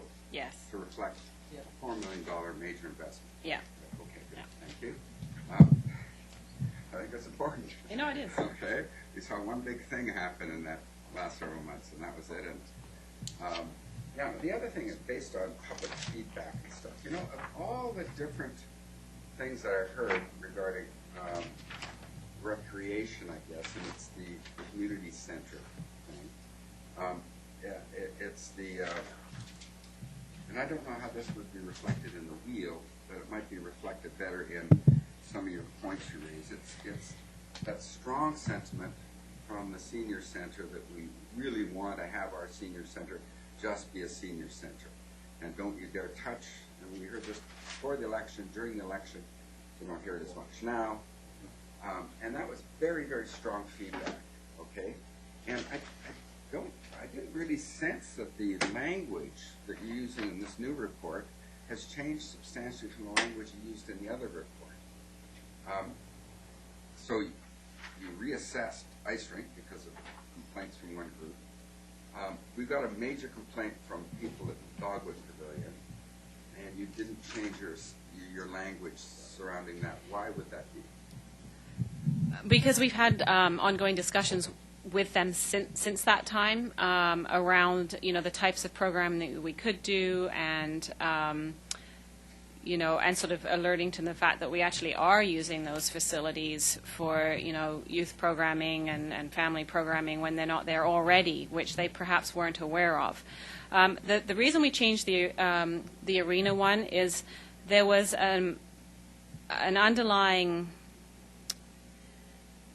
I guess, the underlying data that the arena assessment was based on was wrong. So we were looking at ice arenas on the Tri-Cities basis, and what we found out is, the other municipalities currently don't have capacity to take on our ice sports. So when we look at it and we're saying we're comparing. We're doing that assessment based on wrong information, whereas I think the feedback we had from the seniors, when we were able to have a discussion with them and say, okay, this is more of a perception issue. It's not a data issue. It's not a, and I think Debbie's here, but the discussions we've been having with them is that, you know what, Saturday nights when you got here, we actually already hosting programs with youth, and it's, you know, I think they're fine with that. Good answer. Perception versus the hard data, and that's great. Thank you. I appreciate that. And I just wanted, so those are my two major points, and even though I had all those little stickers as well, I would boil it down. And I just want to say that last week, the Arts and Culture Advisory Committee did have a meeting with one of the consultants, and it's a public meeting, and some interested members of the public were here, and the advisory committee actually came up with one unified statement about one thing that was low-hanging fruit that they would want to see, and that was that they wanted, we've been talking about arts and culture, they said, and this is unanimous around the table from the advisory committee, that they would like to see the Innovation Center used for something to do with arts, culture, or heritage. Even though there's arts and there's culture and there's heritage people around the table, they say, you know what?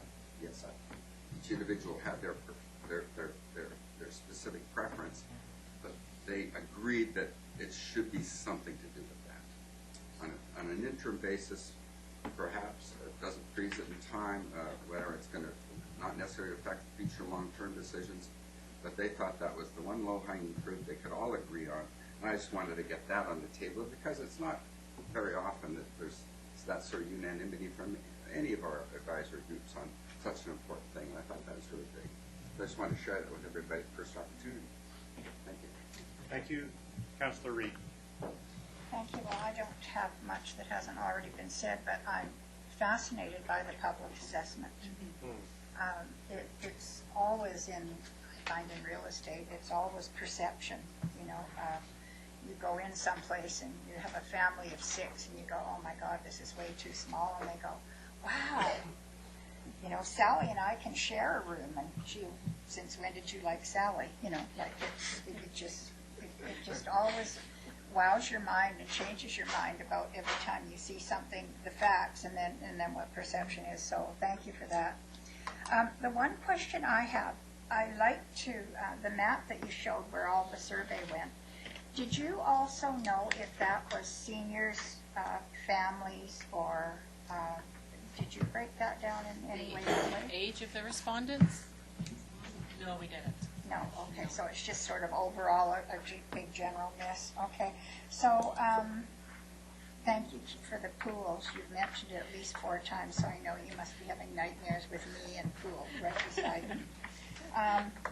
My big interest is going to come on the implementation plan, and that is where I think that this council, we should all be using our contacts and everything we have to get groups interested in participating in putting things into our parks, and we will actually have a list of things that you can buy and do and contributing to all the things in the city, and I think that's where I have the most interest. And I guess we know when we've arrived, when I'm in Vancouver at a meeting, and Burke Mountain is no longer Coquitlam, it's just Burke Mountain. It's very interesting when people start Millardville, Burke Mountain. It's interesting. You sort of know you've arrived because in my profession, when you're talking about, you'd say, oh, Shaughnessy, or you know, downtown, and people automatically know what you're talking about. And Brentwood, it's Metrotown, or you know, Brentwood, no Burnaby, just Brentwood. So now we're in Millardville, we're Burke Mountain. So we've arrived, folks. We're out there and we're on the big radar, and I think this is a magnificent job. I hate planning and I hate plans, and you all know that, and I hate process, but this is really, really, really good. Thank you. Thank you very much. I have myself next on the list, and good report. As I've said before, we're not completed yet. We're almost there. Something I've been pushing for a long time to get this in. And I'm glad you point out that it's an overarching document at a high level, and we will always be feeding updated plans into it. It's never meant to capture everything all at one time, but to continually be a document that's organic, that's constantly being refreshed or added into that we may not know about certain groups going on. I do, though, from Councillor O'Neill's questions about the wheel, and when I looked at arena sports. My eye is, there's the two big ones are, let's say, ice hockey and lacrosse. One's ice, one's dry floor, but they're arena sports. When I look at the arena and I look at your wheel there, I go, well, that's lacrosse and other sports that are dry floor sports when ice is out. You said, well, that means ice. Well, if you're going to do that, you're going to have to change that wheel to say ice sports, not arena sports, because it's misleading. Yes. Definition from Yeah. And so it's a good point, because I always, when you look at arena, I combine the two. Until you said it here, you've got to take that out, because it makes a big difference in how it's perceived by us and by the public going forward. So I thank Councillor O'Neill for putting that out there. Well, and he's good at that. And I guess my other thing comes down to, and it's sort of in this part of it, the information and the implementation.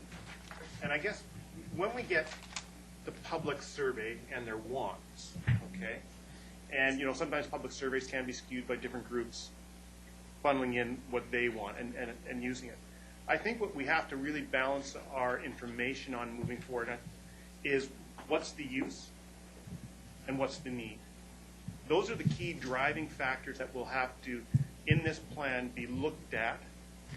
And when it gets to the implementation, I think going to what Councillor Hodge said, we've only got such a pot of money. How do we make the decision on that? And I think the amount of use and the need is the two key drivers that we're going to have to really make our decisions on. Because sometimes, unless you're doing a random survey, but if you're doing an open survey, it can be used and information skewed on it.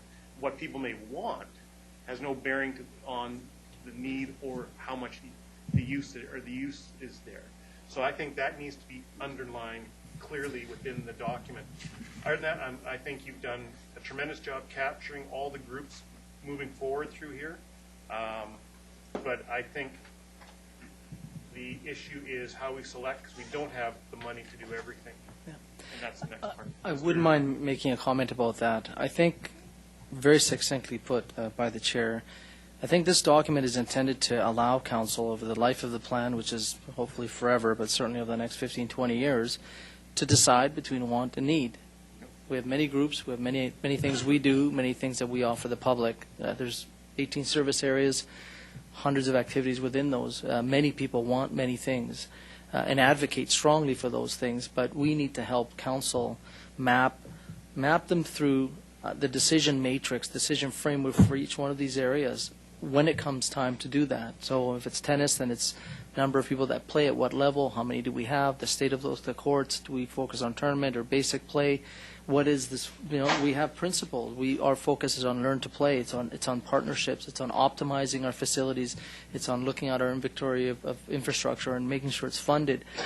All of those will help us make these decisions precisely around those issues, is around sifting out the wants versus true need in this community. And council, really, that is the basis for this document.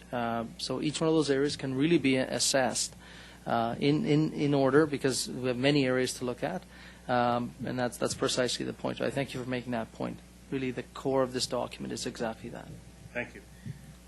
Next speaker is Councillor Marsden. Thank you. This is a very detailed report. I think it's got a large number of great components to it. A couple of very high-level things that caused me to raise a question. We've got a corporate strategic plan that is set for renewal in 2021, and this is a plan that we would look at, to your comments, at least out to 2031. Do we have any concern at all that we've got a significant gap in terms of one strat plan expiring and this one kind of overriding it? Or do you see the implementation plan being able to address it in a 5-year window? Yeah, precisely. And we have a commitment to renew our plan, the master plan, every 5 years at least. Quite frankly, as we look at every service area annually, let's say a service area comes up for review, that would be an opportunity to renew the plan and renew that part of it in accordance with any new emerging corporate strategic plan. So I think we can dovetail very nicely with that through the normal business planning process that the city has. So I think it would be very important as we get forward and start talking about the corporate strategic plan, that we have to make sure that we've got this back on the radar in that same calendar year to say what specific changes might the decision that we make strategically, corporately, that could drive here. The second thing, and I think there's somebody around this table has made a comment once or twice about the fact that if everything's a priority, nothing's a priority. Not quite certain who that might be. And I see 10 strategic directions. Yes. And everything I've ever done with strategic planning, strategic stuff, speaks to the fact that you really want to be in that 3 to 5 window, maybe stretch it to 6. You've got 10 areas, and when I look at them, I wonder, are we pointing in too many different directions for us to truly execute optimally all of them? Well, and I should differentiate the strategic directions versus strategic priorities. So, in fact, you can have a particular initiative that actually addresses 8 of these strategic directions. For instance, if I were to say we're going to partner with the school district on new fields because it allows us to partner, to optimize our facilities, to deliver outdoor recreation, to do so in an effective, efficient manner, to deliver infrastructure. That's the way it works. It's not about priority projects, rather they're principles under which we would then vet specific proposals and particularly service improvement. So there's a differentiation there. Those strategic directions are really the filters that I was talking about. So when we come upon a decision around do we expand a certain aquatics, for instance, or let's say gymnasiums, clearly we're going to focus on the key principle of partnerships because we don't own any ourselves. We partner fully with the school district. That's clearly an important area. Optimizing the spaces we have. So we can actually address 5, 6, or 7 strategic directions in any particular priority. So that's the difference. So we can be comfortable then as we move forward that's going to be clearly articulated.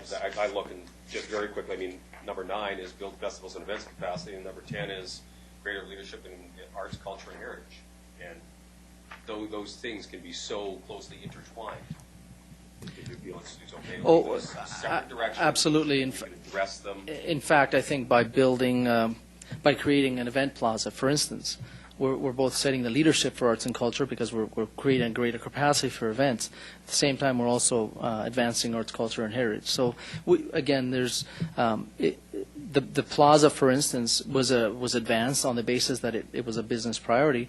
But certainly in the discussion in the reports to council, we highlighted it as meeting a number of the strategic directions in the plan. And again, a specific business plan priority or project priority could easily be successful in meeting 3 or 4 different strategic directions. Okay. So when we see an implementation strategy, then we'll see something perhaps more targeted. Right. And you're going to address it off to make sure that we've got all those pieces. Right.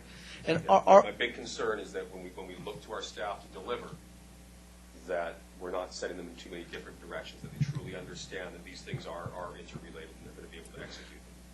I appreciate that. It is complicated. Our hope is that when we come forward with a project, we tell our council, look, we vetted it under these 10 strategic directions. It actually highlights 5 or 6 of them. It's very important. On that basis, we are advancing it as a project to be included in the business plan, and it was highlighted in the implementation strategy in year 2018, and now it's time to bring that forward for funding. So that's kind of the path that we would take, always drawing back to the plan as kind of the source. Well, I look forward to the implementation component of it as we start to move forward. So that's going to be critical. We're going to be talking finances. We're going to be talking the impact on these things, and these facilities aren't cheap. I think we have to put a really, really high emphasis on finding those partnerships, not just through sponsorships that we talked about recently, but looking for the school district as the biggest partner and making sure that we maximize that. For the past week, I've heard repeatedly about the need for gymnasium space. And in reading through this, when I talk about tennis, I don't play it anymore, but we're talking about courts that I used to play on that really should we have them anymore? Well, you take them away, we don't have a whole lot left. So they're not cheap to build. I look forward to the implementation so we can move forward with the plan. Thank you. Mayor Stewart. Okay, a whole bunch of what I was going to say has already been inquired and stuff, but I just wanted to add the sense that I am so excited about this particular document because I think we haven't arrived yet, but we now know where we're going. And so, Some people have arrived.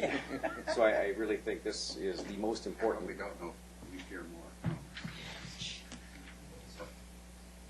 I used to like your attendance at council meetings, but this, now you've made me lose my train of thought. This is the most important, I think, document that we've got going, and we have to use this, I think, as a model for where we want to go with a number of other elements of our work here. But clearly, Parks and Rec has a whole bunch of needs that are being addressed in the document, and now we need to address them with money. And there are people in the room even that are paying close attention to how we hit the ball as we move forward.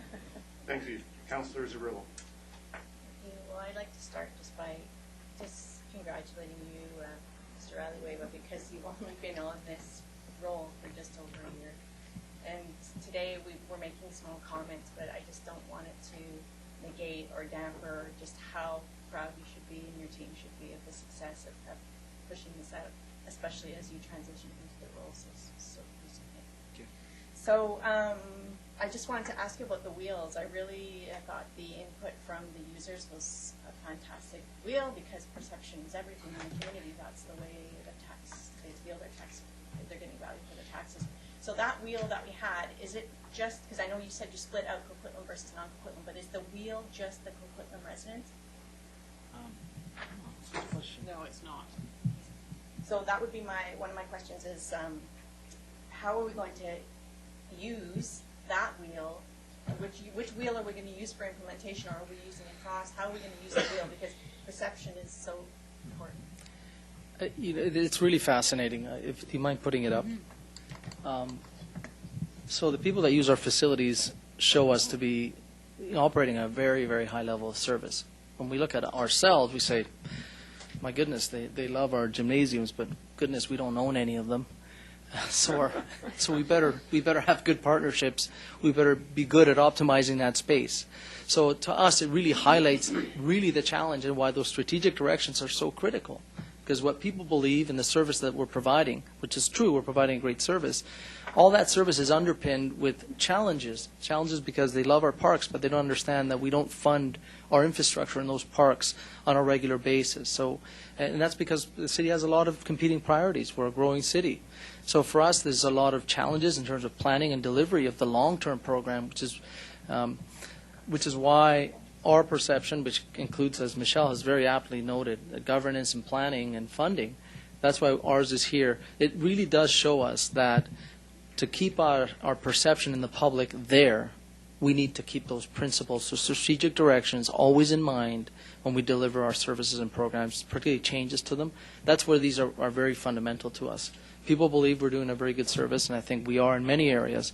But for us, it's important for council and the decision makers to understand that if we don't pay attention to the partnerships critically, how we optimize our facilities, how we fund our infrastructure, really we're not going to be able to maintain the perceptions in the service. So that's the way we're using it internally. We still feel that this is the wheel that we want to keep, because we do feel that governance and funding and planning is critical to a service. And so those dimensions in our mind remain important for the public to understand. And then they can see the importance in council's decisions in those areas. Okay, so thank you. So this could be a benchmark then on the right-hand side. It'd be great to see it split out, like to have our Coquitlam ones, because they're the taxpayer that's paying for the services. So I just had two notes before that fantastic wheel came up on the community centers. The update for city youth strategy. I just wanted to talk about, are we planning to prioritize youth? What's up with our... Yes, we have highlighted we are already working on some very high-level draft discussions internally around our next year's work plan. We do feel the youth strategy is something we are going to be looking at in 2016. We'll bring that forward as a priority in 2016 for council to consider. However, at this point, I can't guarantee that will be part of the business plan. That's up to council to decide. We'll probably bring forward 4 or 5 strategic just like we did this year, arenas, aquatics, arts and culture, the allocation policy, which is like a strategic study itself. But we will bring forward 3 or 4 strategic areas that we do need to look at. Seniors, I think we already told council we need a senior strategy. It's a very large area of service, so we've highlighted that. There'd be a number of others that we will bring forward as candidates for next year and next year's business plan. And the youth strategy is one of them. I'd like to add to that because we've actually been contacted recently by one of our neighboring municipalities who would like to partner with us on doing the youth strategy. So, again, yep, that's great. We want to do that. So. And on the council side, the same thing has kind of happened. There's been some calls and rumblings about doing a joint strategy, especially along with the SkyTrain. Yep. So you mentioned seniors, and this is a philosophical discussion, but we have developed a senior 55+ services strategy, and I mean, I don't know many 55-year-olds that consider themselves senior anymore, and I just think, is it time for us to modernize what is a senior? What is the age break for a senior? Is it 60? Is it 65? There's no question. There's this, I'll be a senior soon too. I'm sure sooner than I want to admit. But yes, the report we recently did absolutely highlighted the need to review that entire area. And part of it is the changing nature and perceptions of people as they age, and that many don't relate themselves as seniors. They don't like going to the pavilion. They want to go to the community center. It's just what people say and what people tell us. And it is a very interesting area. It's changing rapidly, and it's a huge cohort, as you know. All communities will be dealing with this, and we expect to deal with that as part of the senior strategy. That would be great, because it could potentially water down what is needed if we include 55 to 60 if we decide really that's not. Okay, and then the other one was about the bullet about rebrand the pavilions to emphasize community focus. You already spoke about that. Yes. But I think sometimes it's just the wording, and I think rebrand is harder than maybe yeah. Because I think they're going to think, it's not going to be Glen Pine anymore. It's not going to be Dogwood anymore. So it's just that one is just a word. Just fantastic job. Oh, and I wanted to mention when Michelle mentioned about the events, the recollect is a wonderful text. Maybe we could do something on that. I know lots of people that are like, I didn't get my text yet from the garbage. Yes, that's right. Yes, they love getting text. Okay. Thank you so much. I just congratulations on getting that. Thank you very much. Councillor Wilson. I just wanted to echo what Councillor Zarrillo said in terms of the success. The breadth and the depth of the public consultation was phenomenal.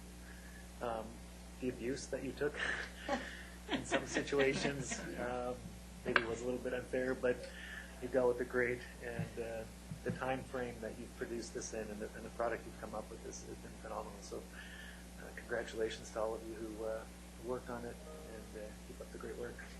Thank you. Okay, great. Seeing no other Move speakers. receipt. Second. All in favor?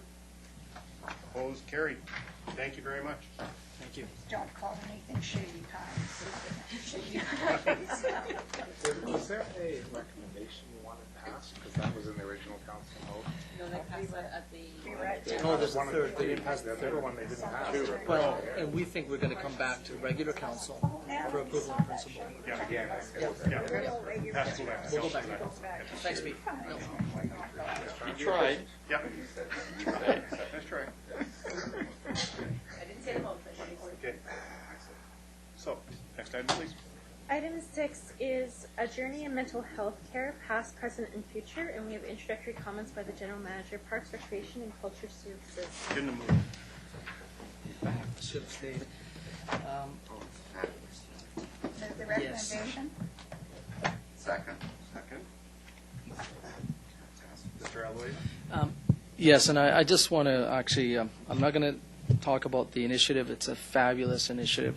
I'm quite amazed at the depth, and I actually want to introduce Lori Burton, who's our recreation staff member, who's actually been involved in this, and she's been working with very great people, the partners of the Riverview Hospital Society, Historical Society.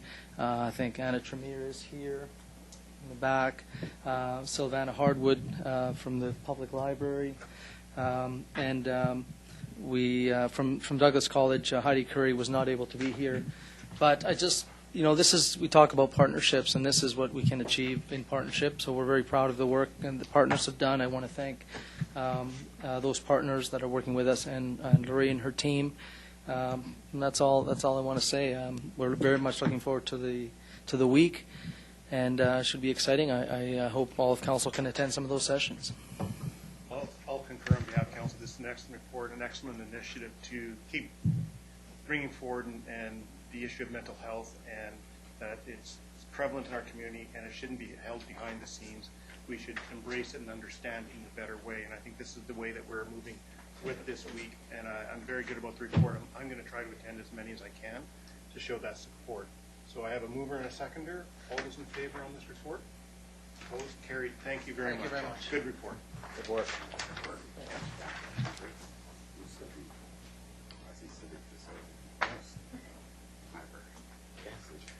Next item, please.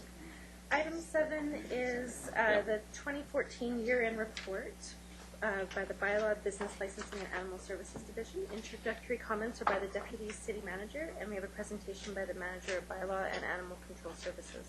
Okay. We're just rounding up this. Getting the posse together. Yep. This is the recommendation. I moved it. Have my second? I'll second it. Seconded? Thank you. Here we are. I didn't hear that. Thank you. Constant little critters, we just move on. You're so quiet there, I didn't realize.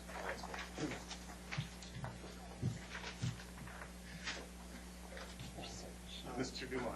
Yeah, thank you very much. This is our annual bylaws update. Andrea's here, and we prepared a PowerPoint presentation. It's attached to the report. In the interest of time, we can go straight to questions if you like. Otherwise, we can have Andrea walk through the presentation. It's the committee's pleasure. So you, with council? No? No questions. No questions. Okay. Okay. I don't need the presentation. Okay. We'll go straight to questions. Councillor Reid. I have no questions, but because I was going to bring up little birdie and we happen to have Andrea here, I think it would be great if she could make the comments on this bird that seems to have been adopted by the whole world, because I keep getting calls on it.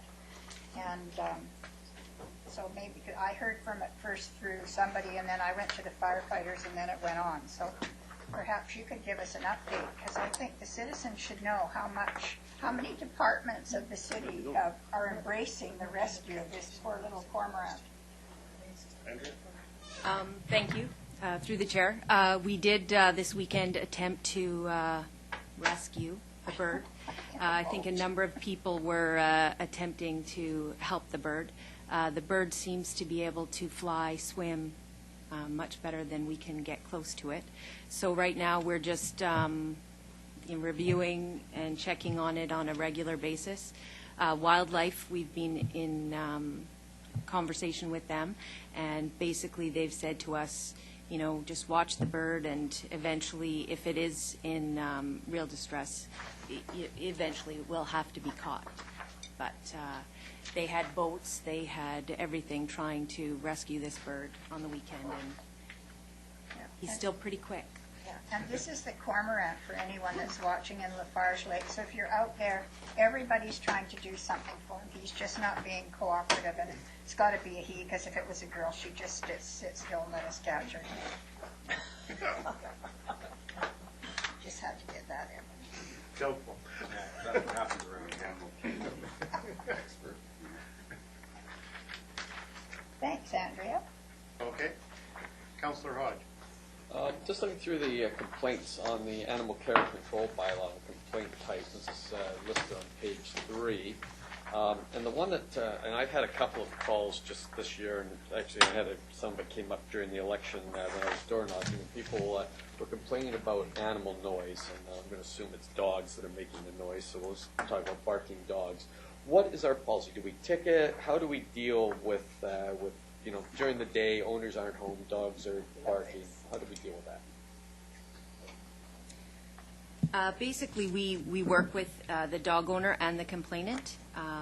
We try and let them know that they have received a complaint about their dog barking, and the benefits of keeping the dog inside, because if you're not home, then you don't know if your dog is causing a disturbance. We do ask for confirmation that the noise is disturbing the neighborhood. That's how the bylaw is written.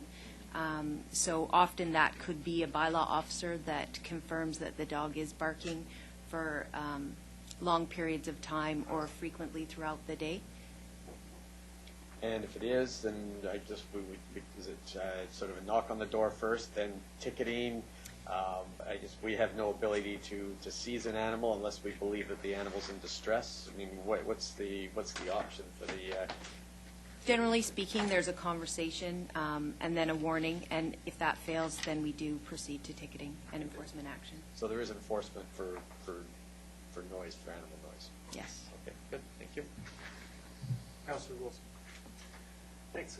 Just a couple questions. One, in terms of off-leash issues, the animal-related complaints received, nothing specifically related to dogs off-leash on this wheel. Is there? Dogs at large? Is that what it would be? Yes. Okay.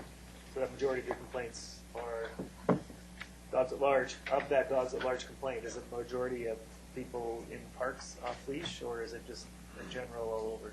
I think that's generally throughout the city, not necessarily just in parks. Okay.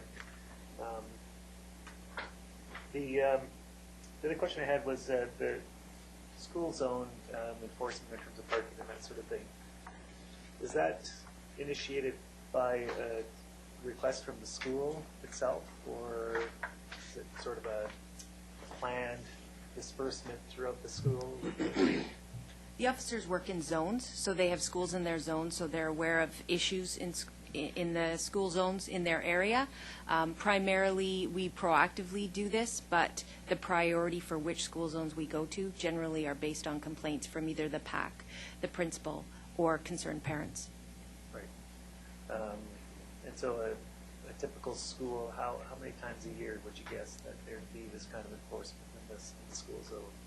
Officers are generally out at the schools twice a day. So, I mean, there's a number of schools, so we're not able to be at every school every day. But there are some problematic schools where we're there more often. And but we usually get to all of the schools. Some don't really have an issue because they have good drop-off zones and things like that.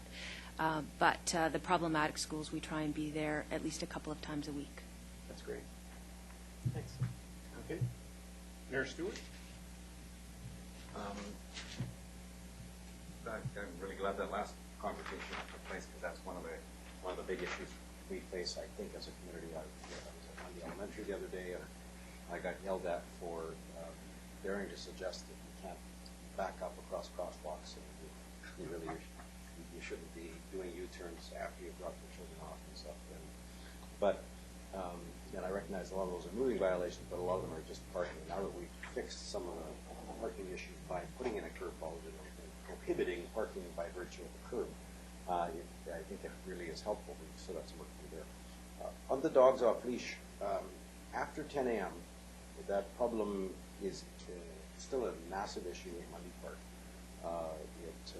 And in other communities, in other areas. I saw 6 or 7 the last time I was in Town Center Parking, and was chased on my bike by a dog. It was weird. The 6 o'clock in the afternoon not being. I think, how do we get more? May will say just write some tickets. How do we get them to behave? Not the dogs, but the owners. Big signs, big fines. It is definitely a challenging situation, and I surprisingly thought that this might come up. So I just wanted to let you know that we did do a number of patrols last year. There were actually 183 warnings given, and there were 63 dog-at-large tickets given. So I agree that ticketing is definitely a useful tool, as is education, and we're looking at ways to increase our patrols during peak times, which is spring, summer, and early fall. So we've increased our patrols. We have extra auxiliary funding to do more patrols in the summertime. Well, I'd like us to, I used to suggest let's just warn. I don't know that that's working, or maybe we have to do a 1-week blitz of warnings with big signs, and then from that point forward, send everyone we got in there to 2 or 3 times a week into Mundy Park. Let's get them to recognize that the park isn't just dogs. It's a whole bunch of other people. And the second part of that, I think I'll bring it up with council at some other point, but whether we can establish a 24/7 loop, tiny little loop down near the dog off-leash area would require one more little trail, but is there some other solution? Because then we can at least give those folks who work shifts or can't do the mornings no excuse whatsoever to be in the rest of the park with their dog. Because it frustrates. We have 2 dogs, and they're always on leash. And one of them's always on leash, but the other one's always on leash during after 10 a.m. But we'll actually get attacked by dogs off leash, and it's beyond. And with impunity, these dog owners have they don't have any remorse about the realities associated. My dog's perfect. My dog's perfect. Well, in fact, those are the ones that end up frightening residents who are afraid of dogs, but frightening, changing the tone of the park. The park is not an off-leash, and Town Center Park is not an off-leash park. And we've got Glen Park. I think we need to just blitz. I think we really need to make it a priority, and not a costly priority, because I suspect we'd end up more than covering our costs. Is that it? Councillor Towner. It's funny that, thank you, that Mayor Stewart ended that way, because I love these kind of reports. I love data. I think people are starting to know that I like looking at data. But when I read this report, I was curious about seeing how much of our enforcing a lot of these bylaws is recovered, cost recovery. For example, I think it's fantastic that we have an animal shelter, but I'm curious how much of funding the animal shelter comes from licensing and how much of it comes from the fines. Does that make sense? And I would love to see a year-to-year. Maybe you have it there, Andrea. I didn't bring previous year's reports, but I do have the budget. So I also heard that this might be a question that came up today. So the actual cost of running the animal shelter was about $5,000 to the taxpayers. That doesn't include ticketing revenue. That goes to bylaw enforcement. But our actual direct cost of running the animal shelter, over the last few years, we've done very well. And last year it was just over $5,000. On what total base? So 454,000 expenditure and 448,000 revenue. So roughly 400. Sorry. Wow. So much for even. Where's the other 5,000? Can we get there? Yes, we can. We can. Lemonade stands. A couple more fines. You just told us how. You got a list here, okay? Okay, thank you. Okay, now I also have a couple of questions. So I'm also curious, is there any way that with some of these bylaw enforcements, we can tell the difference between, it's just a neighbor that hates their neighbor. For example, unattached trailer, okay, 118. We live in a city that's filled with hills. So I know of a resident who stores their trailer in Millardville at the in-laws, but the 5 or 8 times a year they have to go get their trailer, bring it home, they live up the hill, and pack it. And their front driveway's like this, so she can't put her trailer in her driveway. She has to park it on her street. But the husband goes to work every day with the truck, with the hitch. So it's unattached. Well, how do you pack a trailer and clean it and make the bedding when it's on a hill? You can't. And then the next door neighbor instantly calls City Hall. So anyways, what I'm getting at is there any way to track, is there any way to get like a permit where she's allowed to have 8 hours 10 times a year to pack her trailer unattached? Or do we have these kind of, or the 35-foot bus Class A motorhome that sits on some people's property and then someone else doesn't get away with it because their neighbor phones and complains? And I don't know, that kind of stuff just really intrigues me, and I'm wondering if there's any way to track the caller, the reporter, and the address. That is one of the reasons we require that all complainants give us their information. We try and avoid getting involved in neighborhood disputes, but there are safety concerns with an unattached trailer, and that's why that bylaw exists. Okay. So when complaints come in about something that there is a potential liability, we would have to respond to that. I can check with engineering because they do have an encroachment policy for storage of some items on the city streets, and maybe this might be an option, and I can report back on that. Okay, I'd love to have further discussions about that, because if it's parked on the street, tiny little front yard, it's level, it's braked, it's all that, yeah, you have to pack, go away. And then my other one was, actually, no, that's okay for now. Thank you. Okay. Councillor O'Neill. Yeah, thank you very much. And what are all the statistics and the money? Does anybody remember what it cost to build the big off-leash park at Glen Park? What that was? $1,000. Sorry. Okay.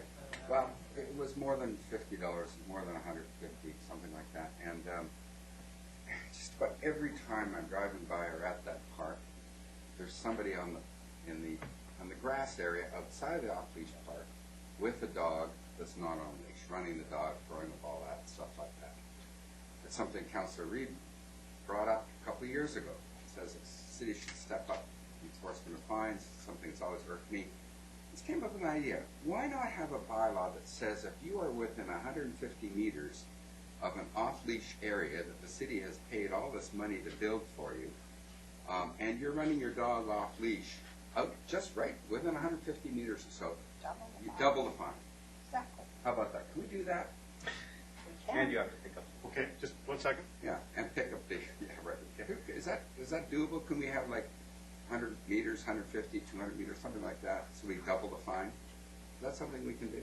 Through the chair, I don't see any reason we couldn't. It would largely come down to an enforcement issue, and as long as our officers got really good at gauging 150 meters, I think that is something that we could enforce. Well, you know, it makes just really the big thing is to capture the big playing field at Glen Park. And that's what I'd like to see. And that would really send a strong message, just like messages being sent in Belfair and Anmore there. They made the news just last week, I think, that people want to keep the dogs on leash there, and there's big fine signs up there. But anyway, this would send a strong message, I think. I don't know if there's general agreement around the table. I don't know if we need a specific motion on that when I get to council tonight or something, but we'll see. Anyway, so general direction here to staff would use general. Did have to revise the add into the bylaw. Yes, through the chair, I think that would require a minor bylaw, which we could certainly bring forward. Okay. After that council, good. Yep. Well, thank you. Okay. Okay. Thank you. On a point of information, it might be best to refer that issue, the consensus of council to staff for. Yes. Yes. Yeah, and they would come back and say this is what we can do. Yeah, it's not specific direction. You can't do that. Yeah, but report back. Yeah. Good. Thank you, Mayor. Next is Councillor Zerillo. Just a quick comment. The mayor mentioned a blitz. If you do a blitz, could we also incorporate the crunch? I'm doing it regularly, and there's all kinds of off-leash, and their waste isn't being picked up either. So it's true. If you're doing a blitz, please include it. Okay, thank you. Councillor Reid, you got a commentary? We used to have fundraisers for the shelter, and we used to have a great band and hamburgers and I've been there. refreshments. And I think if all council would get involved, we could do another one, and that really, then you won't be spending the $5,000, Councillor O'Neill. I mean, we've got to start doing parties if we want our critters to be good. The other thing I have a question about: are you at the shelter looking at? Do you ever phone any of the stratas and ask if they are interested in that we have, especially some of the senior buildings? Because we have 50 kitties that could use forever homes. And do we do any of that kind of work? We don't, do we? So that's something I could get busy on. Yeah, okay. Thank you. Thank you. I didn't know if you did or not. Councillor Wilson. I just wanted to respond to Councillor O'Neill's suggestion, and maybe before we go too far, but there's probably best practices out there and creative ideas that have worked in other communities, and I think you see a sort of a sense from us that we would like to do a little bit more to try to deal with the off-leash issue. So I think it's a good idea to maybe do a bit of research. Okay, they will report back. Thank you. So I have a mover and a seconder. All those in favor on this? Opposed, carried, and that was our last item. Perfect, we're done. Somebody, no? Just Councillor Reed's Oh, Councillor, update on what- bird. We already did it. We already did it. About We already did the it. little male turnaround. Who's gonna- Second. Thank you. Sorry. All in favor for adjournment? Opposed, carried. So many. Yes.